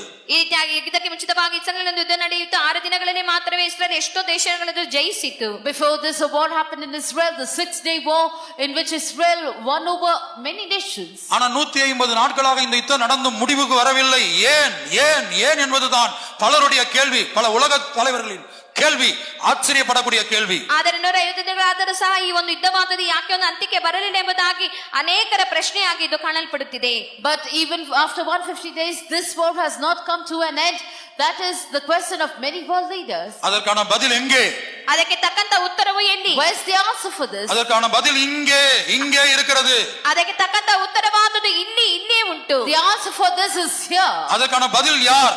ಅದಕ್ಕೆ ತಕ್ಕಂತ ಉತ್ತರವು ಯಾರು? Who's the answer for this? கர்த்தருடைய பிள்ளையே, நீயும் நானுமே அந்த பதில். உனக்காக எனக்காக நாம் இன்னும் பூர்ணப்படாதபடினால தடை செய்கிற ஆவியானவர், 2 தெசலோனிக்கேயர்ல படிக்கிறோம், ஆவியானவர் தடை செய்கிறார். அக்கிரமக்காரனுடைய வருகையை அவர் தடை செய்கிறார். ದೇವರ ಮಗುವೆ, ನಾನು ನೀವೇ ಉತ್ತರವಾಗಿ ಕಾಣಲ್ಪಡುತ್ತೇವೆ. ಅದಕ್ಕೆ ತಕ್ಕಂತ ಒಂದು ಪೂರ್ಣತೆಯಾದ ನಮ್ಮಲ್ಲಿ ಉಂಟಾಗದ ನಿಮಿತ್ತವಾಗಿ ಅಧರ್ಮಗಾರನನ್ನು ಅಡ್ಡಿ ಮಾಡುತ್ತಿದ್ದಾನೆಂಬುದಾಗಿ ನಾವು ಥೆಸಲೋನಿಕದಲ್ಲಿ ನಾವು ಓದುತ್ತೇವೆ. Dear child of God, it is for you and me that the Lord is delaying in this matter. As we read in 2 Thessalonians, the Spirit of the Lord, the Holy Spirit, letteth, so that the man of iniquity may not be revealed. ஆகவே 150 நாட்களாக இந்த யுத்தம் நடந்தும் இது 3ஆம் உலக மகா யுத்தமாய் மாறாமல் இருக்க அதை தடுப்பது ஆவியானவர். அவர் யாருக்காக தடுக்கிறார்? இந்த வார்த்தையில கேட்கிற உனக்காக எனக்காக, முழு உலகத்துள்ள தேவனுடைய சபைக்காக, அவருடைய டார்லிங், மை டார்லிங் என்று அழைக்கிறாரே, அந்த என் புறாவோ என் உத்தமியோ ஒருத்தியே என்று சொல்லுகிறாரே, அந்த ஒருத்திக்காக ஆவியானவர் இந்த யுத்தத்தை தடை செய்கிறார். ಇಷ್ಟು ದಿನಗಳಾದರೂ ಸಹ ಯುದ್ಧವಾದದ್ದು ಮಹಾಯುದ್ಧ, 3ನೇ ಮಹಾಯುದ್ಧವಾಗಿ ಮಾರ್ಪಡೆದಿರುವುದಕ್ಕೆ ಕಾರಣವೇನೆಂಬುದಾಗಿ ಅನೇಕರು ಕೇಳುತ್ತಾರೆ. ಆದರೆ ನನ್ನ ಪಾರಿವಾಳವು, ನನ್ನ ನಿರ್ಮಲೆಯು ಒಬ್ಬಳೆ, ನನ್ನ ಪ್ರಿಯಳು ಒಬ್ಬಳೆ, ನನ್ನ ಮದಲಗೀತಿಯನ್ನು ಮದಲಗೀತಿಯಾಗಿರುವಂತಗಳಿಗಾಗಿ ಸೇರಿಸುವುದಕ್ಕಾಗಿ ಅರ್ಥಿಯಾಗಿ ಅದನ್ನು ಅಡ್ಡಿ ಮಾಡುವನಾಗಿ, ಇಷ್ಟು ದಿನಗಳಾದರೂ ಅದನ್ನು ಅಡ್ಡಿ ಮಾಡುವನಾಗಿ ಕಾಣಲ್ಪಡುತ್ತಿದ್ದಾನೆ. It is the Spirit of the Lord that is hindering this war from becoming the third world war, because as the Lord says that my bride, my darling, my dove, my undefiled is but one. For that one, only one, he is hindering this from becoming the third world war. அதுவே இதுவரை நிமிர்ந்து பார்த்து தலைகளை உயர்த்தாமல், Israel தேசத்தின் மேல் நோக்கி பார்க்காமல், செங்கடலின் மேல் நடக்கிற அந்த யுத்த கப்பல்கள் அங்கே நின்று கொண்டிருக்கிறது, போராடி கொண்டிருக்கிறது. இதுவரை அதை நோக்கி பார்க்காதவர்கள், வெறும் செய்தியாய் பார்த்தவர்கள், இப்போ இன்று முதல் எனக்காகத்தான் ஆவியானவர், என்னுடைய பூர்ணத்துக்காகத்தான், நான் மனவாட்டியாய் மாறுவதற்காகத்தான் ஆவியானவர் இந்த யுத்தம் 3ஆம் உலக மகா யுத்தமாய் மாறாமல் தடை செய்கிறார் என்பதை அறிக்கையிடுவோமாக. ಇದುವರೆಗೂ ನೆಟ್ಟಗೆ ನಿಲ್ಲದವರು, ತಲೆಯನ್ನು ಎತ್ತದವರು, ಅದಕ್ಕೆ ಇಸ್ರಾಯೇಲ್ ನೋಡುವರಾಗಿ, ಕೆಂಪು ಸಮುದ್ರದಲ್ಲಿರುವಂತಹ ಯುದ್ಧದ ಅಡುಗಳನ್ನು ನೋಡುವರಾಗಿ ಕಾಣಲ್ಪಟ್ಟವರು, ಇದಕ್ಕಾಗಿ 3ನೇ ಮಹಾಯುದ್ಧವಾದುದು ನನಗಾಗಿ, ನಾನು ಇನ್ನು ಪೂರ್ಣತೆ ಹೊಂದದಿರುವುದಕ್ಕಾಗಿ, ನಾನು ಆತ ನಿರ್ಮಲೆಯಾಗಿ, ಪಾರಿವಾಳಾಗಿ, ಆತನ ಮದಲಗೀತಿಯಾಗಿ ಮಾರ್ಪಡದಿರುವುದಕ್ಕಾಗಿ ಈ ರೀತಿಯಾಗಿ ತಡೆ ಮಾಡಲ್ಪಡುತ್ತದೆ ಎಂಬುದಾಗಿ ನಾವು ಗ್ರಹಿಸುವರಾಗಿರೋಣ. Therefore all those who have till now not lifted up their heads and considered this news, to them for whom it is only a news, let us consider that it is for us, that the Holy Spirit is hindering this, that we may become his bride, that we may be perfected, that we may become his dove, his undefiled, his darling, his only one. அதான் 74ஆம் சங்கீதம் 19:20. அந்த ஜெபம் என்ன? உமது காட்டுப்புறாவின் ஆத்துமாவை துஷ்டர்களின் கூட்டத்துக்கு ஒப்புக்கொடாய். அதாவது மனவாட்டி சபையை அந்தி கிறிஸ்துக்கு ஒப்புக்க வேண்டாம். ಈ ಬೆಳಗ್ಗೆ ಬೆಳೆದ ಜೀವವನ್ನು ಗಾಡು ಮೃಗಕ್ಕೆ ಕೊಡಬೇಡೆಂಬುದಾಗಿ ಹೇಳುವಾಗ ಈ ಒಂದು ಜನರ ಜೀವವನ್ನು ಅಂತ್ಯಕ್ರಿಸ್ತನ ಆತ್ಮಕ್ಕೆ ಒಪ್ಪಿಸಬೇಡೆಂಬುದಾಗಿ ಹೇಳಲ್ಪಟ್ಟಿರುತ್ತದೆ. மனவாட்டியாய் மாற வேண்டிய தேவ ஜனங்கள் கைவிடப்பட்டு, மனவாட்டியாய் மாறும்படி அழைக்கப்பட்ட நாம், அபிஷேகம் பண்ணப்பட்ட நாம் கைவிடப்பட்டு அந்தி கிறிஸ்துவின் ஆட்சிக்கு போய்விடக் கூடாது. ನಮ್ಮ ಮದಲಗೀತಿಯಾಗಿ ಮಾರ್ಪಡಬೇಕಾದಂತ ನಾವು, ಕರ್ತನ ಬಣ್ಣಕ್ಕಾಗಿ ಸಿದ್ಧರಬೇಕಾದಂತ ನಾವು ಅಂತ್ಯಕ್ರಿಸ್ತನಿಗೆ ಒಪ್ಪಿಸಿಕೊಟ್ಟವರಾಗಿ ನಾವು ಕಾಣಲ್ಪಡಬಾರದು. This is the prayer we read in Psalm 74:19. Deliver not the soul of thy turtle dove unto the multitude of the wicked. That is, we who are called to be the bride, we should not be left behind at the coming of the Lord Jesus, and we should not be given up into the hands of the Antichrist. உமது ஏழையின் கூட்டத்தை என்றைக்கும் மறவாதையும். ನಿನ್ನ ದೀನ ಮಂಡಳಿಯನ್ನು ಸದಾ ಮರೆತೆ ಬಿಡಬೇಡ. Forget not the congregation of thy poor forever. உம்முடைய உடன்படிக்கையை நினைத்தருளும். ನಿನ್ನ ಒಡಂಬಡಿಕೆಯ ಲಕ್ಷ್ಯಕ್ಕೆ ತಂದುಕೋ. Have respect unto the covenant. இந்த ஜெபம் எப்போது பண்ண வேண்டும்? ಈ ಪ್ರಾರ್ಥನೆಯನ್ನು ಯಾವಾಗ ಮಾಡಬೇಕು? When should we make this prayer? பூமியின் குடியிருப்புகள், அந்த இருளான குடியிருப்புகள் கொடுமையுள்ளவர்களால் நிறைந்திருக்கிறது. அதாவது ஹமாஸின் நிமித்தமாக, இந்த ஹமாஸின் நிமித்தமாக ஒரு பெரிய போராட்டம், பெரிய யுத்தம் வரும்போது இப்படி ஒரு ஜெபத்தை நாம் பண்ண வேண்டும். ஆண்டவரே, உம்முடைய உடன்படிக்கையை நினைத்தருளும். ದೇಶದ ಅಂಧಕಾರ ಸ್ಥಾನದಲ್ಲಿ ಬಲಾತ್ಕಾರ ತುಂಬಿ ವಾಸಿಸುವ ಸಮಯದಲ್ಲಿ ಅಮಾಸೆ ಮತ್ತೆ ಶೋಧನೆ ಹೋರಾಟ ಬರುವಂತ ಸಮಯದಲ್ಲಿ ಒಡಂಬಡಿಕೆಯನ್ನು ಜ್ಞಾಪಿಸಿಕೊಂಡವರಾಗಿ ನಾವು ಈ ರೀತಿಯಾಗಿ ನಾವು ಪ್ರಾರ್ಥಿಸುವವರಾಗಿರಬೇಕು. When the dark places of the earth are full of the habitations of cruelty, that is when we have conflicts and oppressions because of this Hamas. That is when we should make this prayer. பூர்வ உலகம் அழிக்கப்பட்ட போது நோவாவோடு பண்ணின உடன்படிக்கை நினைத்தல் நம்முடைய தேவனாகிய கர்த்தர்.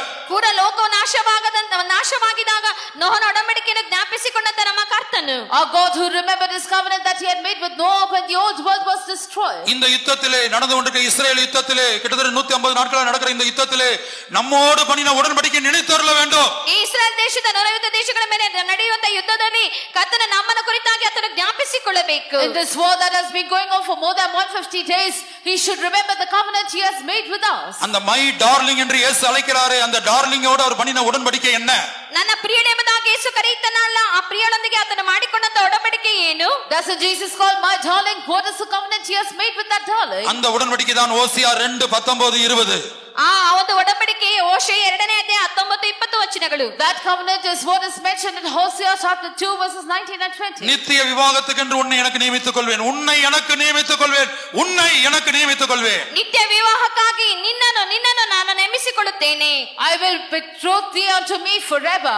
நீதியும் நியாயமும் கிருபை உருக்க இரக்கமுமாய் உன்னை எனக்கு நியமித்துக் கொள்வேன். ನೀತಿಯಾಗಿ ನ್ಯಾಯವಾಗಿ ಮಹಾ ಕರುಣೆಗಳಿಂದ ನಾನು ನಿನ್ನನ್ನು ನೇಮಿಸಿಕೊಳ್ಳುತ್ತೇನೆ. I will betroth thee unto me in righteousness and in judgment and in loving kindness and in mercy. உண்மையாய் உன்னை எனக்கு நியமித்துக் கொள்வேன். ನಿಜವಾಗಿ ನಾನು ನಿನ್ನನ್ನು ನೇಮಿಸಿಕೊಳ್ಳುತ್ತೇನೆ. I will even betroth thee unto me in faithfulness. இது அவர் நம்மோடு பண்ணின உடன்படிக்கை. ಇದೇ ತಂದೆನೊಂದಿಗೆ ಮಾಡಿದಂತ ಒಡಂಬಡಿಕೆ. This is the covenant he has made அந்த with us. நித்திய விவாகம் என்பது இயேசுவின் ரகசிய வருகை. ಆ ನಿತ್ಯ ವಿವಾಹ ಎಂದಿಡುವಾಗ ಯೇಸುವಿನ ರಹಸ್ಯ ಬರೋಣ. That eternal marriage is the secret coming of the Lord Jesus. மணவாளனாகிய இயேசு மத்திய ஆகாயத்தில் சீக்கிரமாய் வரப்போகிறார். ಮದಲಿಂಗನಾದ ಯೇಸು ಮಧ್ಯಾಕಾಶದಲ್ಲಿ ಅತಿ ಬೇಗನೆ ಬರಲಿದ್ದಾನೆ. The bridegroom Jesus shall appear soon in the midair மணவாட்டியாக ಮದರಗಿತ್ತಿಯಾಗಿ as his bride. அவருடைய பாதத்திலே இருக்க வேண்டுமானால், ಆತನ ಪಾದದಲ್ಲಿ அவருடைய மணவரையிலே காணப்பட வேண்டுமானால், ಆತನ ಮನಸ್ಸಿನಲ್ಲಿ ಕಾಣಲ್ಪಡಬೇಕಾದರೆ, If we should be at his feet, if we should be his bride, அவருடைய சமூகத்தில் நாம் விழுந்து கிடப்போமாக. ಆತನ ಸಮ್ಮುಖದಲ್ಲಿ ನಾವು ಇರೋಣ. let us fall down in his presence. நம்முடைய ஆத்மா அவருடைய நாமத்தையும் அவரை நினைக்கும் நினைவும்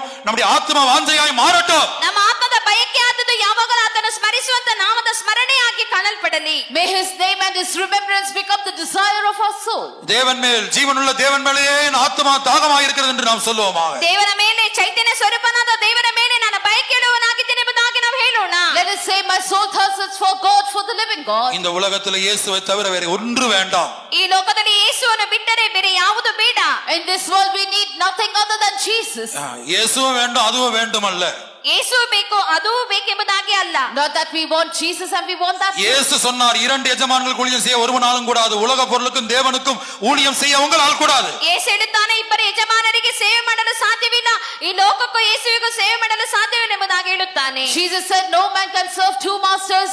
He cannot serve God and mammon. ஒன்றே என் வாஞ்சைய பரணே, ஒன்றே என் வாஞ்சைய பரணே, இன்று உமது திருசாயல் காண்பேனோ, என்று உமது திருசாயல் காண்பேனோ, வென்றீரே இயேசுவே அன்பாலே என்னை, வென்றீரே இயேசுவே அன்பாலே என்னை. உமது முகத்தையும் உமது கிருபையும் உமது மவல்லமையும், உமது முகத்தையும் உமது கிருபையும் உமது வல்லமையும் கண்டி கனி நீங்கி மகிமையும் என்னெல்லாம் பொங்கிய கவி பாட நாடிடுதே. கண்டி கனி நீங்கி மகிமையும் எங்கள் பொங்கி கவி பாட நாடிடுதே. ஒன்றே என் வாஞ்சைய பரணே, ஒன்றே வாஞ்சை பரணே, என்று உமது திருசாயல் காண்பேனோ, என்று உமது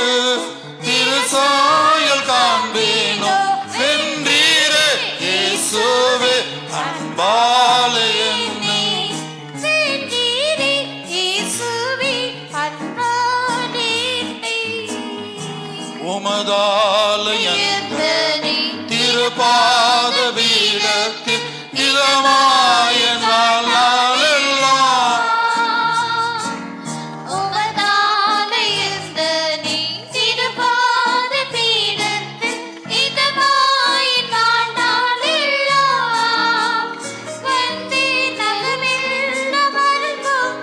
விளையேறும் நின் திவ்ய முகம் காண ஆசைக்கிறே.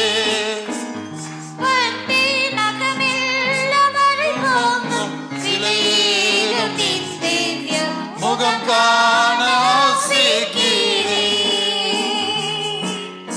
ஒன்றே என் வாஞ்சை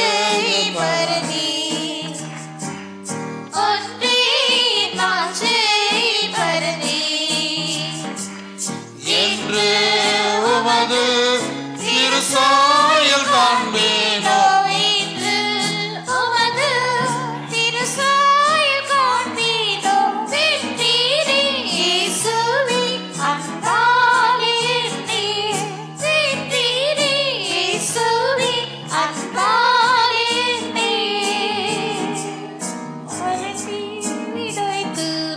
தண்ணீரில்லாத உவநீலமா உலகில்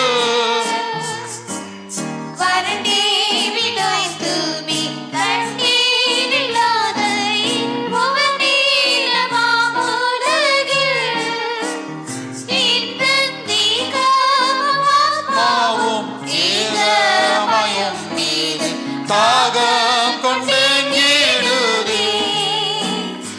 எந்த தேகமும் ஆத்மாவும் ஏகமயம் மீது தாகம் கொண்டேங்கிடுதே. ஒன்றே என் வாஞ்சை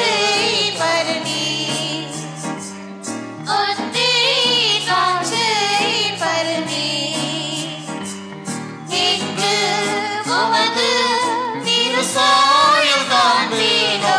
என்று உமது திருசாயல் காண்பேனோ.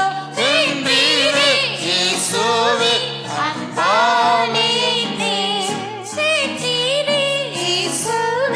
அன்பாலே.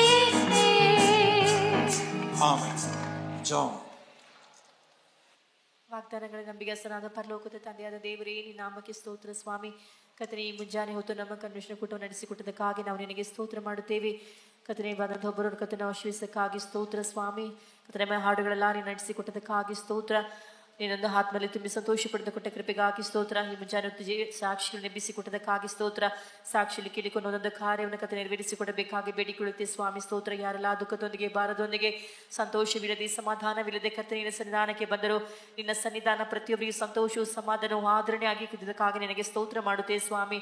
ಬಂದೊಬ್ಬರನ್ನು ಆಶೀರ್ವಿಸಿ ಬಲಪಡಿಸದಕ್ಕಾಗಿ ಸ್ತೋತ್ರ. ನಾವು ಕೇಳಿದ ವಾಕ್ಯಕ್ಕನುಸಾರವಾಗಿ ಸ್ವಾಮಿ, ದಿವಸಗಳ ಹೆಚ್ಚಾಗಿ ನಾವು ಕರ್ತನೆ ದೇವರ ಮೊದಲಗಿತಿಯಾಗಿ ದೇವರನ್ನು ಮಾತ್ರ ಪ್ರೀತಿಸಿ ಜೀವಿಸುವಂತೆ ಕರ್ತನೆ ನಿನಗೆ ಸಹಾಯ ಮಾಡಿ ನಾವು ನಿನ್ನ ಪ್ರಿಯಳಾಗಿ ಕಾಣಲ್ಪಡಬೇಕೆಂದು ಮಾತನಾಡಿದಕ್ಕಾಗಿ ಸ್ತೋತ್ರ ಸ್ವಾಮಿ. ಕರ್ತನೆ, ನಾವು ಈ ಲೋಕದಲ್ಲಿ ದೇವರಿಗೆ ಕರ್ತನೆ ಸ್ತೋತ್ರ ಸ್ವಾಮಿ, ದೇವರಿಗೆ ಬೇರೆ ಯಾವ ಕಾರ್ಯವನ್ನು ಪ್ರೀತಿ ಮಾಡದವರಾಗಿ ಅಭಿಷೇಕದ ಮೂಲಕವಾಗಿ ನಾವು ನಿನ್ನ ವಧುವಾಗಿ ಕಾಣಲ್ಪಡುವಂತೆ ನಿಮಗೆ ಸಹಾಯ ಮಾಡಬೇಕಾಗಿ ಪ್ರಾರ್ಥಿಸ್ತೇವೆ. ನಾವು ಈ ದಿವಸಗಳ ಸೈತಾನ ನೋಗಕ್ಕೆ ಒಳಗಾಗದಂತೆ ಸ್ವಾಮಿ ಸ್ತೋತ್ರ. ಕರ್ತನೆ, ಯಾವ ರೀತಿಯಾಗಿ ಕರ್ತನೆ ಬಾಯಾರದ ಜಿಂಕಿಯಾದದು ನೀರಿನ ತೊರೆಯನ್ನು ಬಯಸುವಂತ ರೀತಿಯಲ್ಲಿ ಆತ್ಮಿಕ ಜೀವಿತದಲ್ಲಿ ನಮ್ಮ ಕರ್ತನಾದ ಯೇಸು ಕ್ರಿಸ್ತನ ಜೀವ ಸ್ವರೂಪನಾದ ದೇವರನ್ನು ಆರೈಸಿ ಜೀವಿಸುವಂತೆ ನಮಗೆ ಈ ದಿವಸಗಳಲ್ಲಿ ಸಹಾಯ ಮಾಡಬೇಕಾಗಿ ಬೇಡಿಕೊಳ್ಳುತ್ತೇವೆ. ದೇವರೇ, ಭೂ ಸಂಬಂಧವಾದ ಯಾವ ಕಾರ್ಯದಲ್ಲಿ ನಾವು ಹಾರೈಸದಂತೆ ಸ್ವಾಮಿ, ನಾವು ಕರ್ತನೆ ಮೇಲಾದ ಕಾರ್ಯವನ್ನು ಕರ್ತನೆ ಹುಡುಕಿ ನಾವು ಹಾರೈಸೋದೇ ಸಹಾಯ ಮಾಡಬೇಕಾಗಿ ಬೇಡಿಕೊಳ್ಳುತ್ತೇವೆ. ನಿನ್ನ ಪರಿಶುದ್ಧತೆ, ತಾಳ್ಮೆಯನ್ನು, ಪೂರ್ಣತೆ, ನಿನ್ನ ಜೈವ ನಾವು ಈ ದಿವಸಗಳಲ್ಲಿ ಹೊಂದಿಕೊಳ್ಳುವಂತೆ ನಮಗೆ ಸಹಾಯ ಮಾಡಬೇಕಾಗಿ ಪ್ರಾರ್ಥಿಸ್ತೇವೆ ಸ್ವಾಮಿ. ಕರ್ತನೆ, ನಾವು ನಿನ್ನ ಗೆಳೆಯರಾಗಿ ಕಾಣಲ್ಪಡುತ್ತೆ ಸಹಾಯ ಮಾಡಿ. ಲೋಕದ ಯಾವ ಗೆಳೆತರು ನಮಗೆ ಬೇಡ ಸ್ವಾಮಿ. ಕರ್ತನೆ, ಯಾವ ಯೇಸುವನ್ನು ಮಾತ್ರ ಒಂದು ದಿನ ಬಯಸಿ ಹಾರೈಸಿ ಜೀವಿಸದೆ ಸಹಾಯ ಮಾಡು. ರೋಗ, ಕಷ್ಟ, ಸಂಕಟ, ವೇದನೆ, ಶೋಧನೆ ಸಮಯದಲ್ಲಿ ಕರ್ತನೆ ಮನುಷ್ಯರು ನಾವು ನಂಬದವರಾಗಿ ಸ್ವಾಮಿ ಕರ್ತನೆ ದೇವರನ್ನು ಮಾತ್ರ ನಿನ್ನನ್ನು ಮಾತ್ರ ನಂಬಿ ಜೀವಿಸಲು ಸಹಾಯ ಮಾಡು ಸ್ವಾಮಿ. ಸ್ತೋತ್ರ. ಮನುಷ್ಯರು ಈ ದಿವಸ ಕೈಬಿಟ್ಟು ನಮ್ಮನ್ನು ಕೈಬಿಡದಂತ ದೇವರಾಗಿ ನಮ್ಮನ್ನು ಯಾವತ್ತೂ ನೀನು ನೆನಪು ಮಾಡಿಕೊಂಡಿದ್ದಕ್ಕಾಗಿ ನಿನಗೆ ಸ್ತೋತ್ರ ಸ್ವಾಮಿ.